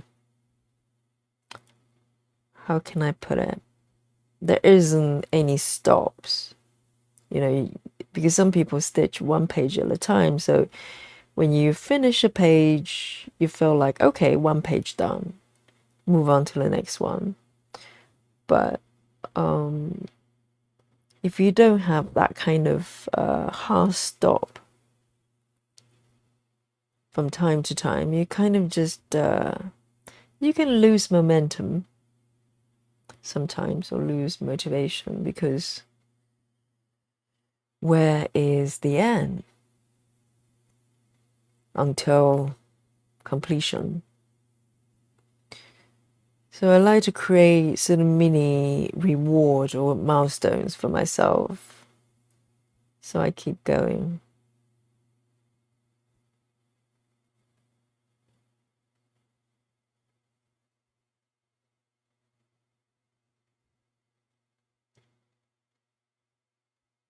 This one over here.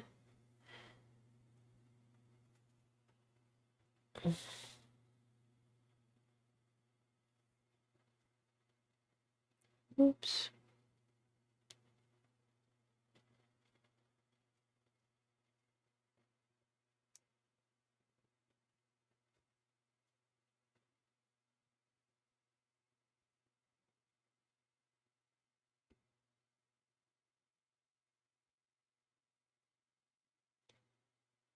I can already see some sort of pattern forming.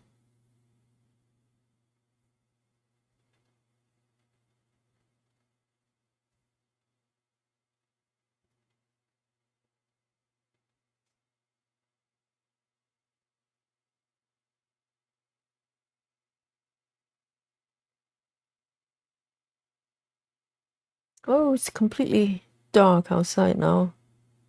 And it's nearly 9 o'clock.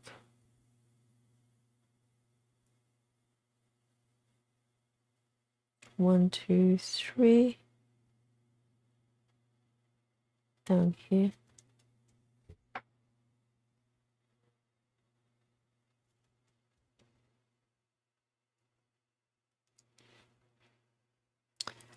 This pink is so pretty.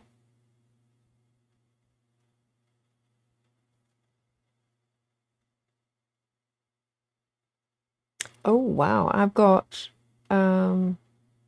51 stitches with this color, so they're everywhere on here, I think. 1, 2,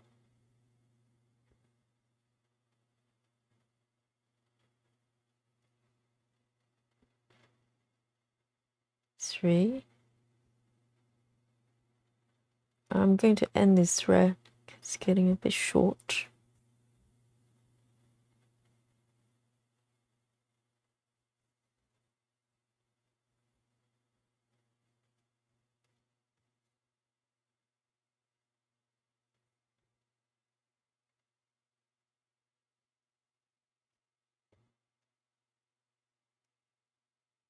Right.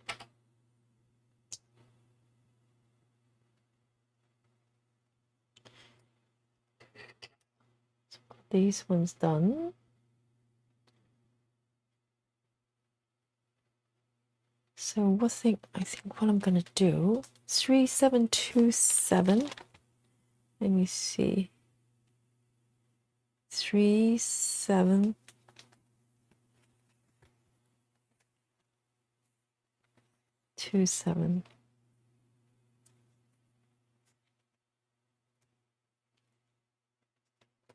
So the pink here, I'm going to take a few strands out because I've got about 46 stitches left in this area of this color. So 27. I'm going to take maybe 3 strands out.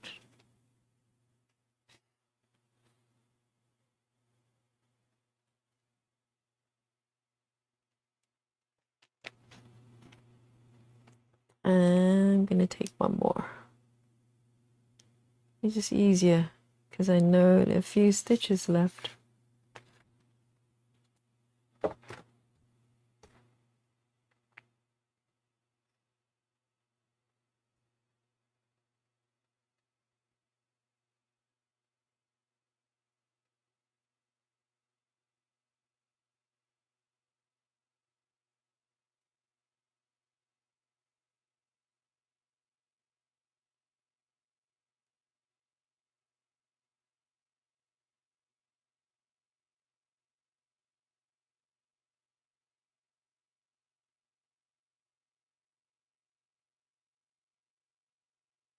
Here we go. Back in business. So it's mostly concentrated around this area, the bottom here.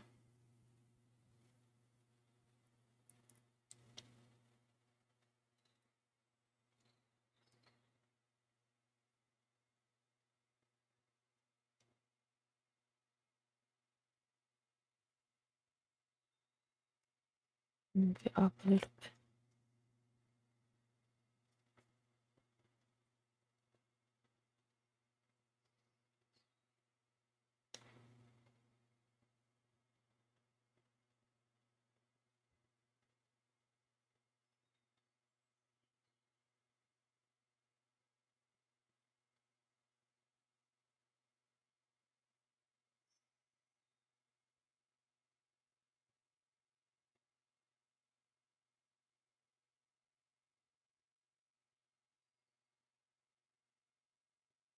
There's one more pattern that I'm looking forward to do at some point. It's one of the, I'm trying to recall, I'm trying to think. Is it, I don't think it's super size. I'm not particularly drawn to super sizes, but it's max color and it's another heaven and earth design, naturally. Let me see if I can find it. It's on my pattern keeper. I know I've got so many projects, but sometimes you just you think about a certain pattern is kind of calling you. So this one I've already got. Let me just bring it up. So it's my pattern keeper here. Let me zoom out a little bit. Maybe if I remove this, maybe slide it over here. So this is the one. It's called Vintage Toys 2 and it's max. Let me show you the mock-up. Look at that. I know. I just love pattern that's got a lot going on. And I've got this one on the sales, one of the sales days from Pattern Heaven and Earth. I probably had it for nearly 2 years now, but I just haven't really got the courage to start because it's another massive project and I'll have to get the fabric for it. Maybe that's a good thing that I don't have the fabric for it, because if I have the fabric, I will probably just start stitching. But because I'm yet to get the fabric, so this is still sitting on my pattern keeper that I haven't really done anything to it. But every time I just bring up the mock-ups and I go, oh, I would just love to stitch this robot here. It's just all the color changes, you know, the palettes. I'm just excited by stuff like this. Like really a lot going on within the pattern. So yeah, so it's one of the things that one of the patterns still waiting for me, and I'll know that I'm ready to do it when I'm ready, really.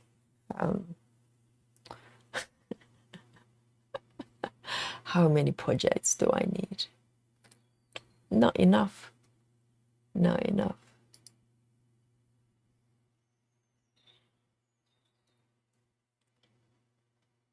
I'm very good at starting projects.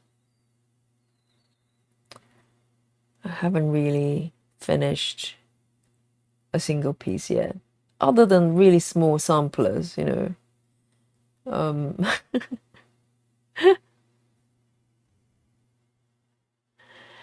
But the idea of starting a project just excites me so much.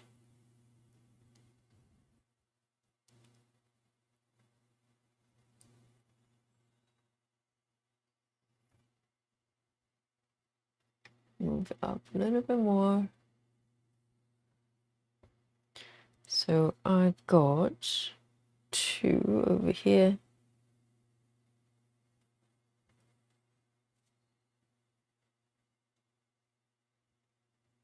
So tomorrow I've got some early classes as well. Well, early for me, around 10ish. But in order to make it to a 10 o'clock class, I normally get up at about 7, because I like to, you know, take it slow in the morning, have a sip of coffee. I don't like to rush.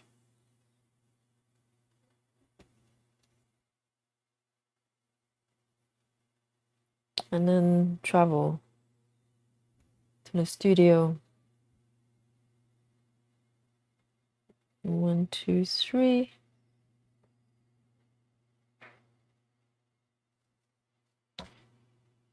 These ones. So it's probably a good idea that I started stitching early.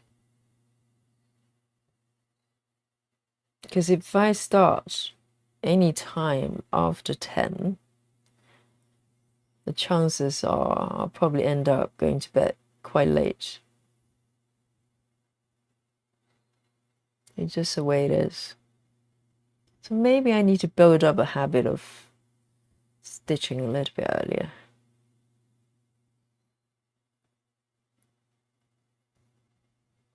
But I really enjoy late night stitching as well.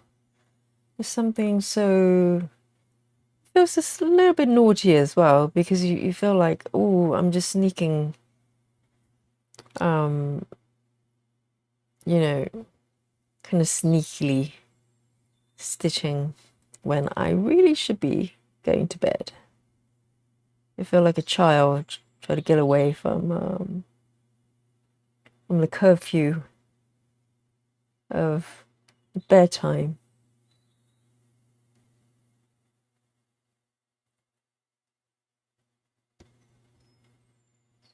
I remember I was made to sleep maybe by 9:30 when I was a kid. Not super young, not like, you know, toddlers, but maybe around 6 to 7, something like that. And I really wanted to stay up and watch TV, perhaps.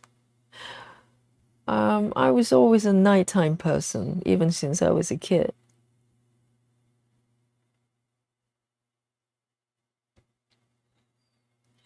And apparently it's got something to do with your birth time as well. So not everybody knows what time they're born.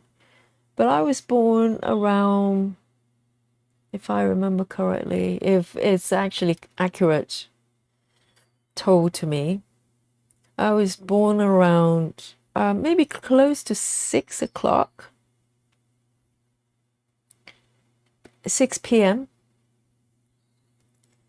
So, and it kind of makes sense because we you know, like I'm okay in the morning, but I come alive after 5 p.m. Always. Sometimes if I get up in the morning, I'm okay, but after work and stuff, sometimes I feel, a little bit kind of run out of energy. But very often I feel energized again after around 5 p.m., you know, and then I really come alive at night. And a lot of brain activities, a lot of inspirations and ideas come through at nighttime. I don't know, my brain is just more wired to become active and at night.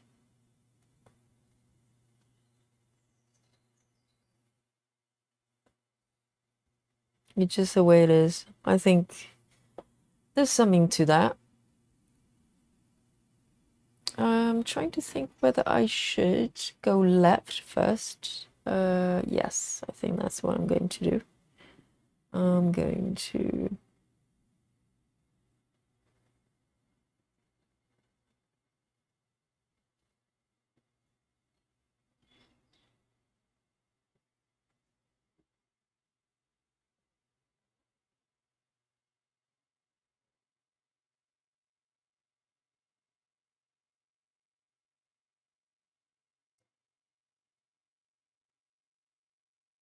Once upon a time, I had worked 9 to 5 as well, or rather 9 to 7. And to be honest, when I was a student, I thought I'll never ever do a 9 to 5 job because it seems so depressing. But then I realized that it was actually not that bad. I think the commuting wasn't fun. If you've been to rush hours in London, it's no fun on the tube or subway. It's a London subway. But once you get to the workplace, to the office, it's okay. It's fine. And I don't mind working long hours or longer hours. And I worked in sort of an industry that, it's not uncommon to work past 6, 7 sometimes.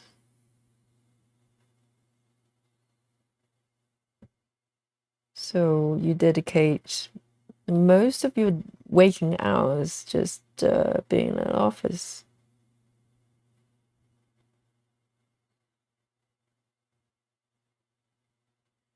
And then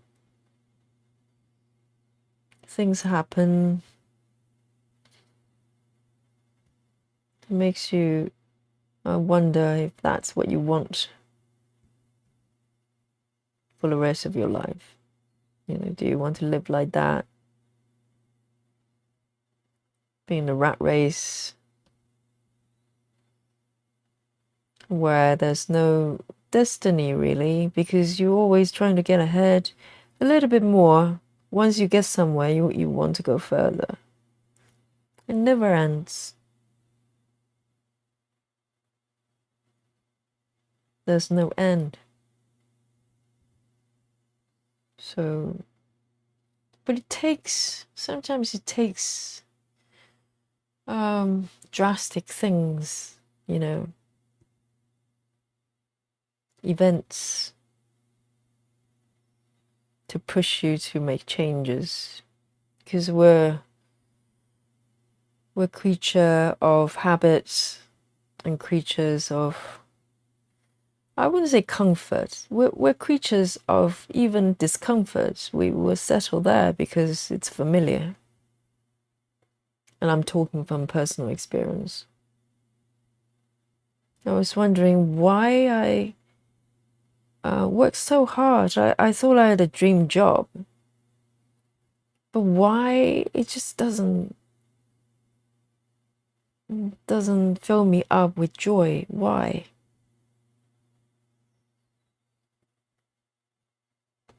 Why do I just do not feel that I'm enough? I didn't know why. And particularly, I was working in a very corporate environment, so people around me, they were very similar to me. They're all, kind of working toward the same thing, whatever it was, success, higher pay, and just keep moving forward. And I can only speak for myself. Maybe some of my colleagues, they were very happy, perhaps. It's entirely possible. I don't know. I can only speak for myself.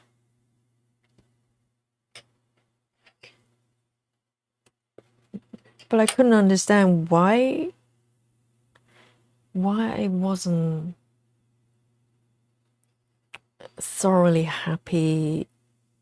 Well, not that there wasn't any moment of happiness. I think generally I knew that I was comfortable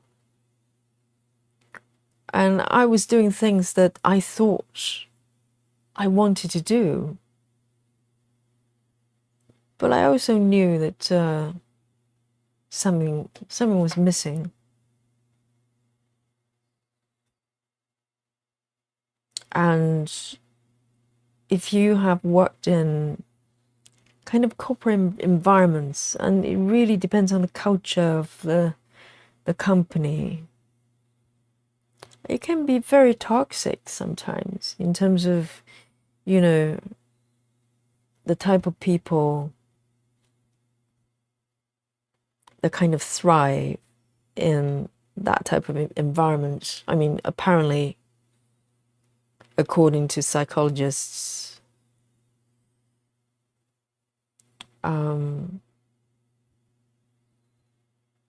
corporate environments probably attract a lot of sociopaths and psychopaths. Now I'm really making it very attractive. But that's true because I can totally see it. Because the reward, it's a system that rewards people who will get ahead no matter what.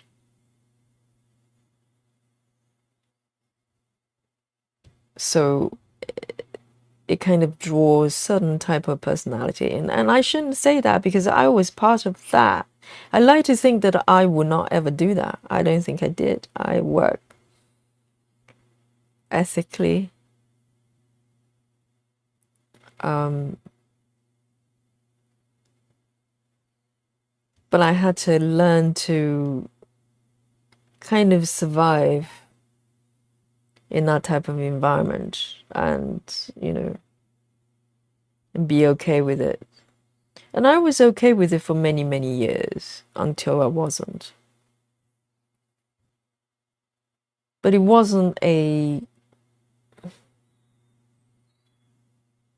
sudden sort of evolution. It was through, I'd say,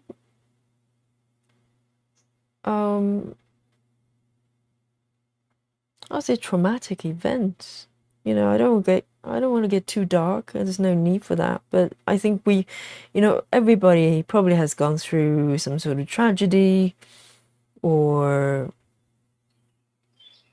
losses of people around you. And sometimes that can make you rethink about your life. And that's probably a good thing. It's a good thing.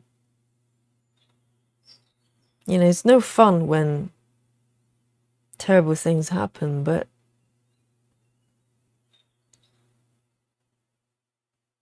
once you start to process it, it kind of gave me the courage to do something different, if that makes sense. I think a lot, you know, maybe some of you can relate to that.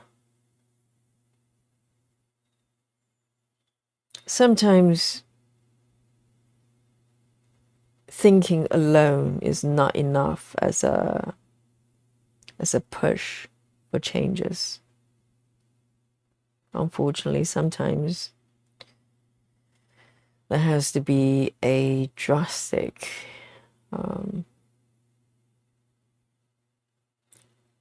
some life events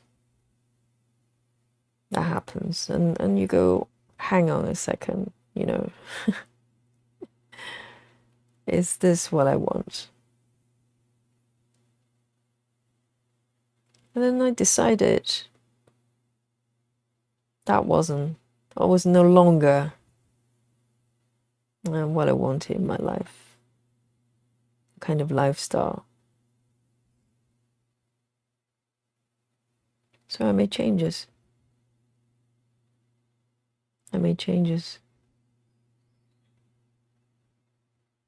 But it has to be something that's sustainable, you know, you can't be just you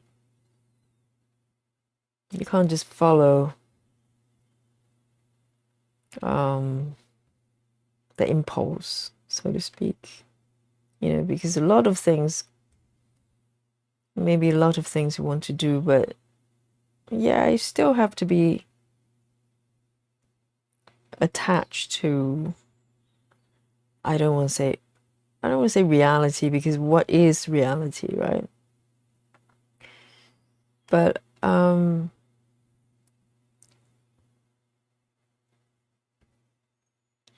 I decided, well, I don't even know if I ever decided to pursue teaching yoga. I don't think, I can't record a moment that I go, yeah, that's what I'm going to do. I kind of just fell into it. I think when you start to allow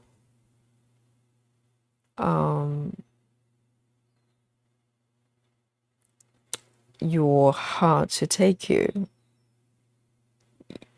planning is not necessary, I don't think, because the path will reveal itself, I think. Because you can plan and try to do this, that, and the other. It might not work out, no matter what. If the timing's not right, if, you know, you need all the stars to line up. But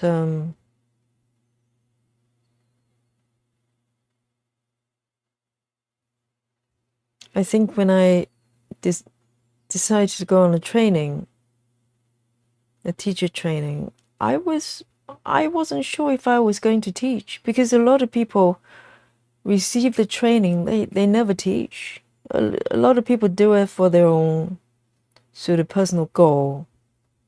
I'm sure the people that train with me, maybe only a small number of people who are actually teaching. I don't know for sure, but it's not uncommon. You know, people do the training, but and leave it at that. It happens. It's not unusual at all. 2 more. I need to find them. 2 more stitches right here. So I remember, because I did, you know, did yoga on and off for quite a long time. I enjoy the form,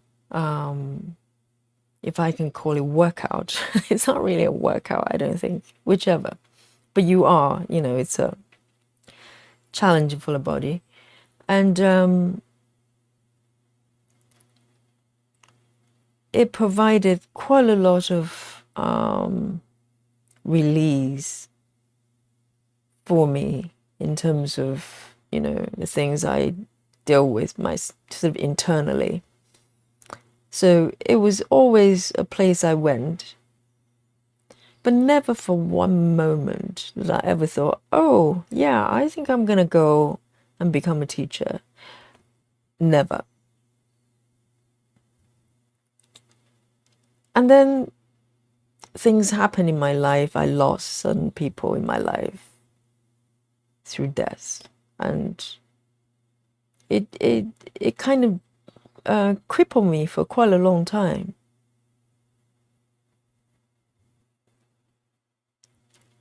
Not physically, but mentally. You know, there was times that I couldn't even get out of my bed. I just wanted to stay in bed for eternity. There were days like that. And then I think when you get to kind of rock bottom, the only way is up, I think. I hope. So 3727, let me just pop this back. 3727. And then I decided to go back to yoga just as a student, as a practitioner, and it helped my mind to find kind of solace and well, it's a cliche word, but some healing.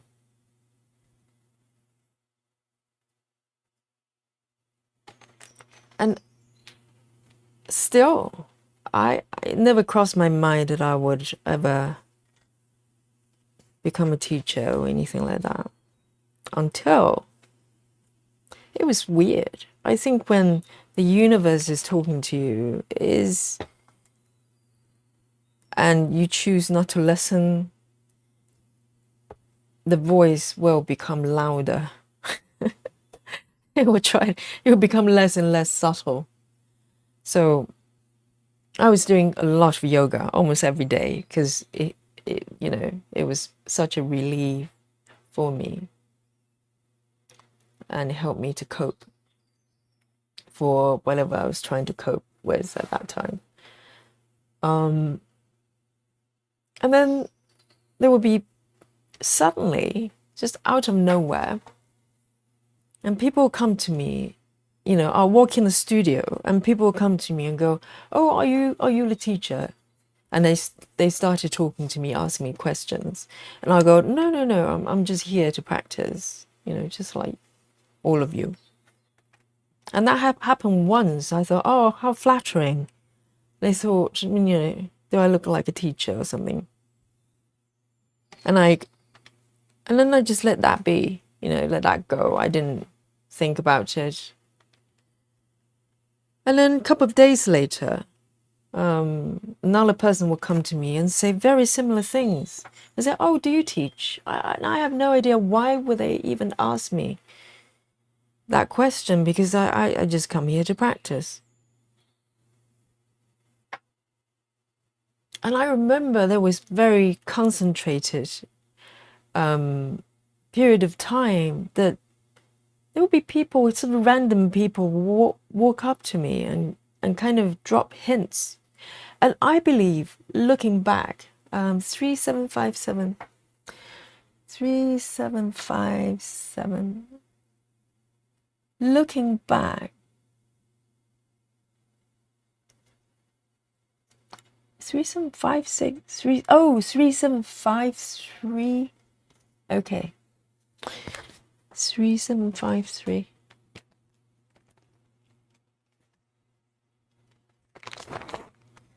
So looking back, I think it was the universe trying to tell me something through these random people. I really believe that. And then suddenly it became an idea in my head. It kind of planted seeds in my head.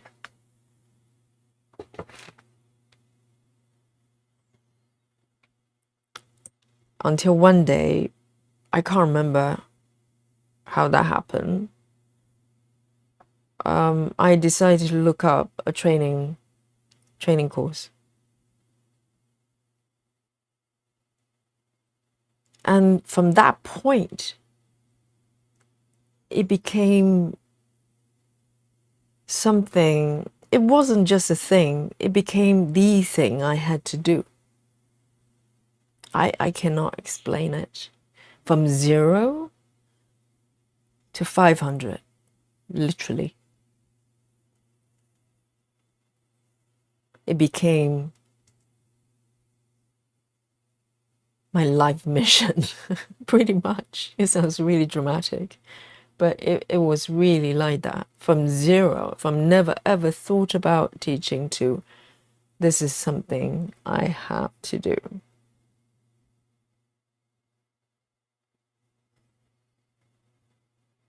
And if you ask any yoga teacher, why do you have to teach?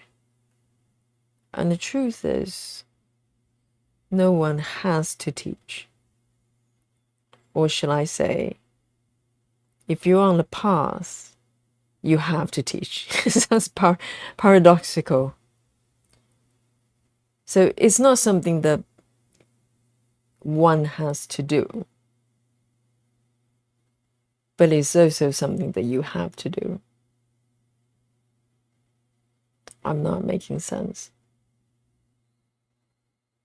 but it's also making a lot of sense to me in my head.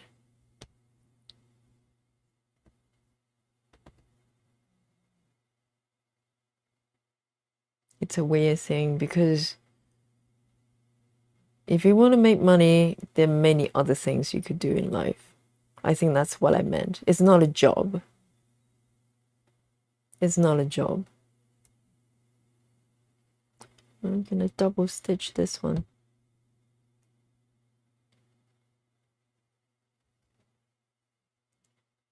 It's I don't know. I can't explain it.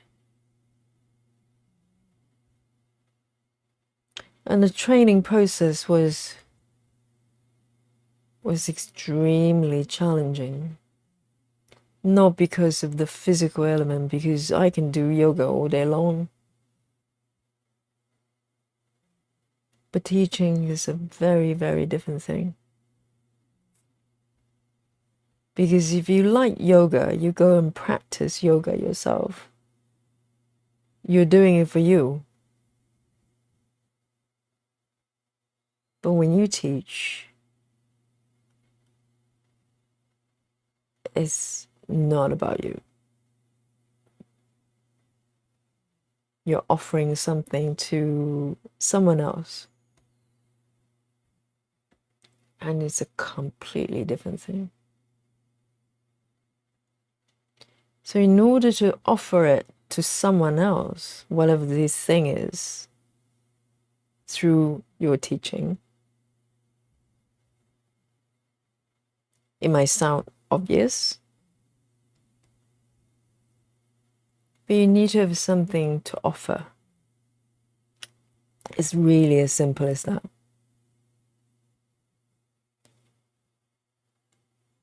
So the question would be, what have I got to offer?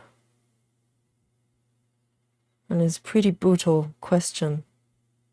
What have I got to offer? Who am I to teach anybody anything? Who am I?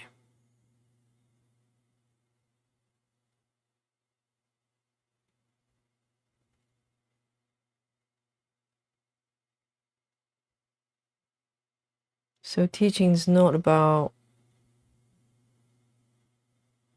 poses, you know, whether you can do handstand or headstand, or how flexible you are. The question is, what have you got to offer?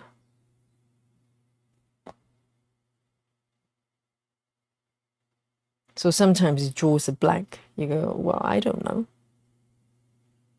I don't know.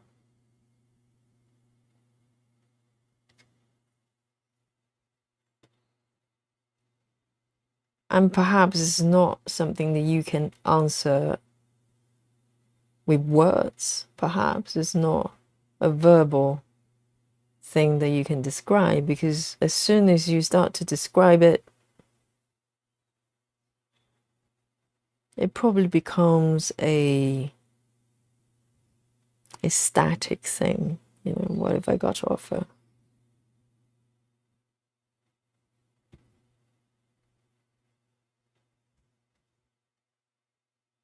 So again, I can't speak for other teachers, but for some strange reason, when I'm teaching, I'm totally at peace with myself. I don't try to think about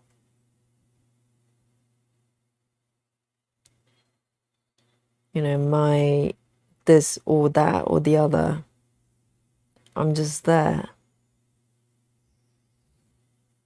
It's weird because even when I started, even in the very beginning, most teachers, when they start teaching, they'll get really nervous. And I got that jittering feeling as well. But as soon as the class starts, everything falls away. And I think that was the moment I knew I was on the right path. Because there's nothing else in this world, things that I do, that I felt so much peace. I'm just there breathing with the students.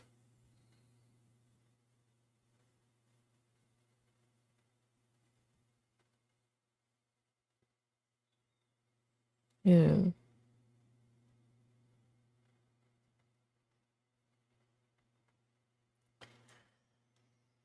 So here I am. So even now, sometimes if I stop and think about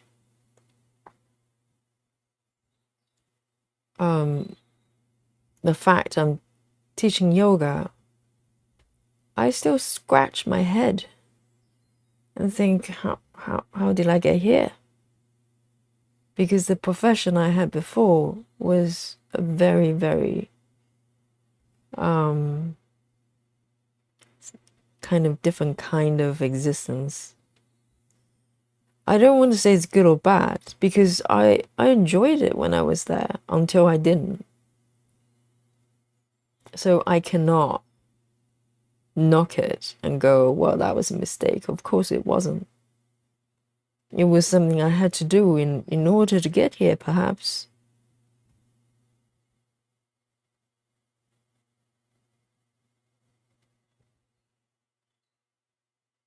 So everything happens for a reason. And I don't know whether this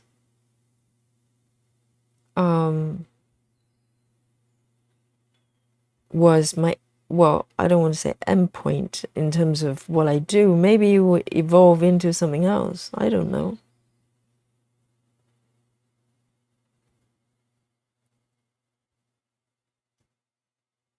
I can imagine that I will not teach at any point, I think.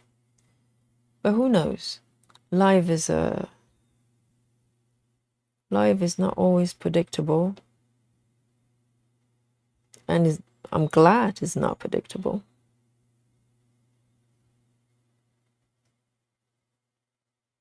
Otherwise, it would be very dull, wouldn't it? And I'm excited to see what I will become next.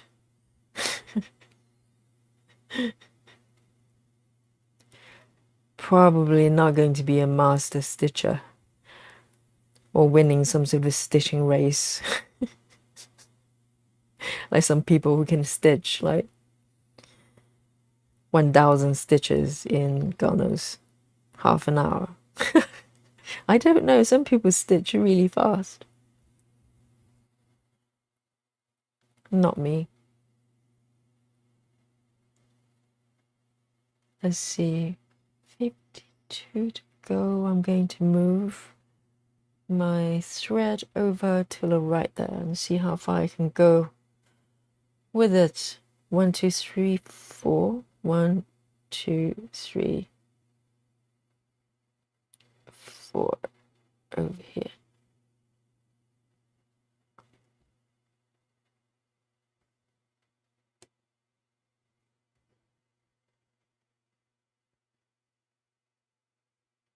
So I like to think nothing is a mistake. Nothing is a mistake.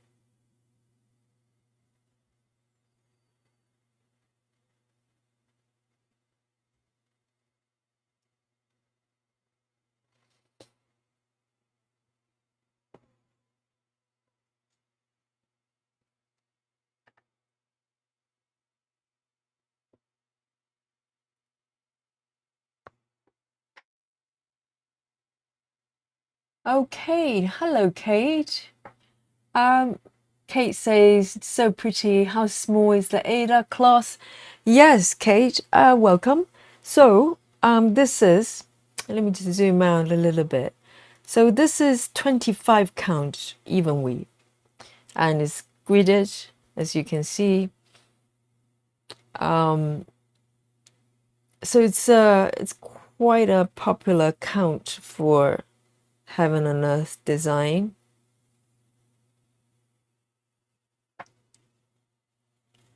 So let me just zoom in a little bit.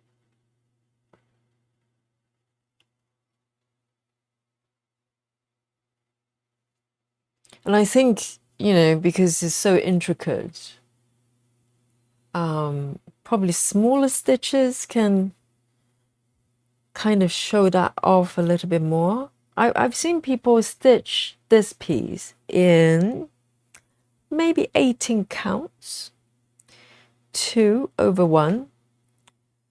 I think there's another floss tuber that I've seen before. So, but I think you probably just end up with a very large piece if you go lower counts. I mean, even 25 counts is pretty large.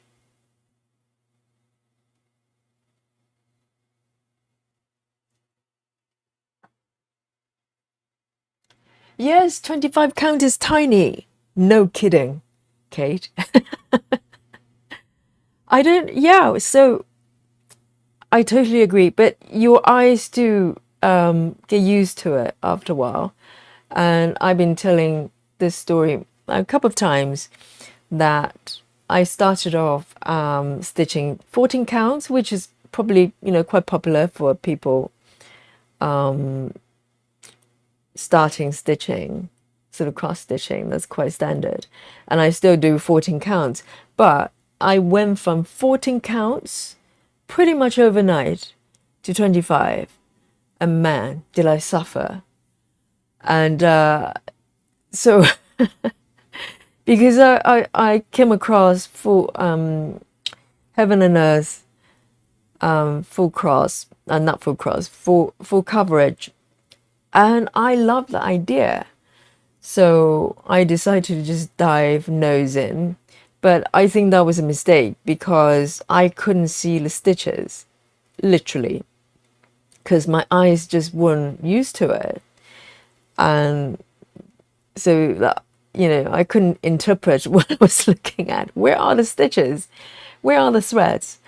And so what I did, Kate, if you're interested in trying out, I will highly recommend that you start. I don't know what your current fabric count of your choice, but if you go from where you are and increase the counts. Maybe, let's say if you normally do 14 like I did, I went from 14 to 20. I think 20 is still quite doable if you're coming from 14. And start from there. Maybe do a small sample. Just train the eyes to focus on smaller stitches. And then I went from 20 to 22. And then eventually went up to 25. And it felt very differently when I did it like that. And also, pre-gridded fabric like this really helps. It gives your eyes a lot more reference points, and it will help a lot. So if you think 25 is small, excuse me, there are people who actually stitch in 28 counts, which I haven't tried yet. So maybe at some point I like to see what it's like, but so far I think I'm fairly quite happy with 25, because these type of pieces are so big, so you kind of want to make sure that you like it before you invest in the fabric and all the floss to do it. So you could get sort of a sample fabric and just try out a small part of a pattern. That's probably one way you could do it, to see how you like it. Maybe you just don't like it. It's entirely possible. So 1, 2, 3, 4. Let me see. But it's good fun. It's good fun.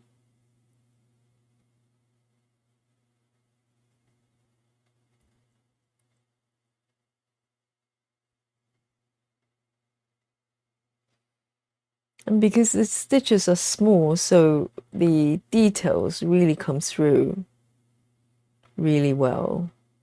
I mean, I like 14 counts. It's a different type of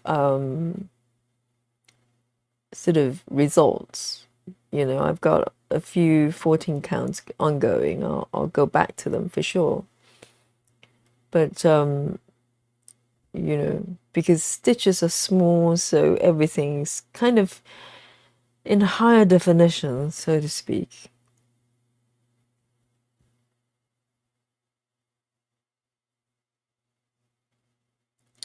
And it's okay, you probably notice I'm stitching with one single strand as well. So, with lower counts, you probably do 2. So it's another thing to try as well. Stitching with one strand is very different from 2 for various reasons.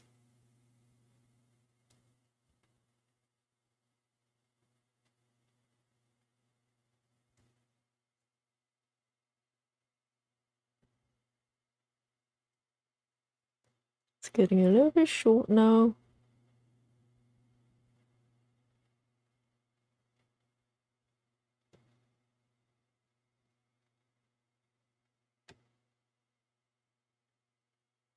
And 3 here.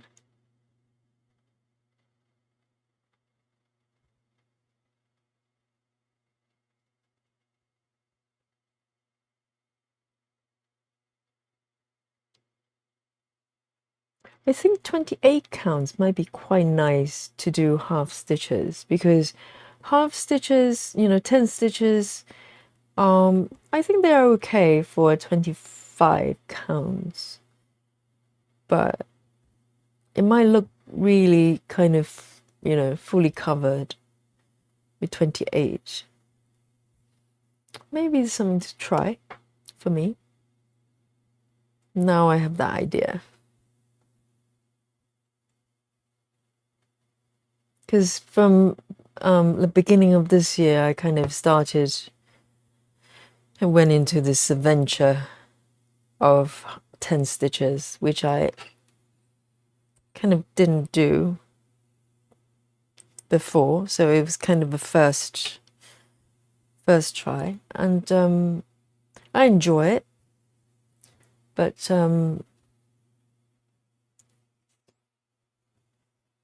I think I had a project which is semi-abandoned. I started it along with all the other 10 stitch projects, but I did it on 20, was it 20 or 22 counts, larger, lower counts, basically larger stitches, and it didn't come out that great.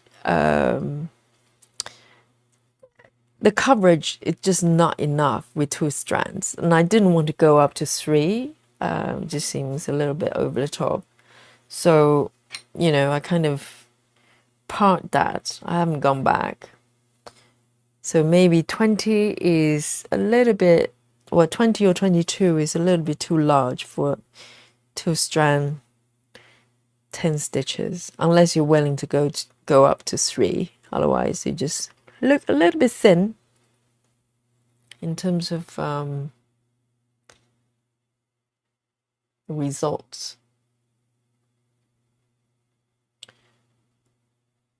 So I might want to, I'll probably wrap it up here, because I've been stitching for about 3 hours.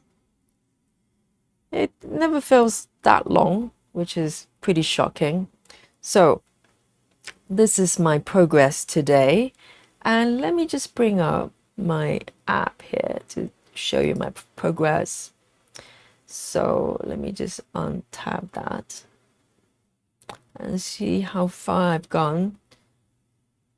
Here we go. So if you look at the right side of the screen, close to 300, 282, which is not too bad. So close to 3 hours, and not bad at all, because I think this method of stitching, you know, it gets faster and faster as you move up to the stitch counts. And the progress here on the upper left here, very close to 13%, very, very close. And let me just zoom out to see where I am, where I've been working on. So it's the upper right corner there. So I'm going to continue to work on this area and going forward, and I'll be, you know, filling out this quite large area. There are quite a few blocks involved. So you'll probably take a few more sessions. And for the next stream, I haven't decided which piece I'm going to be working on. I could come back to this one, or maybe as a palette cleanser, I might move on to a different piece, maybe a 14 counts. I think it'll be nice switch, nice change there. So this is the design. It's absolutely gorgeous. I love it so much. And I can't wait to get to the cakes and the cupcakes and all the stuff that's going on the shelf at the back there. Oh, I just love it so much. So let me just zoom out a little bit to show you my progress overall so far. So this is obviously with work that I've done before for the past couple of years. There's a little bit more of the war on the left there, but it's absolutely beautiful. And so thank you for joining me this session, and I hope to see you, catch you soon. So if you're watching this with the playback, then I hope you enjoyed today's session. If you've been watching live, thank you so much for your company, and I hope to see you soon. So good evening and good night from London here. Nighty night. Good night.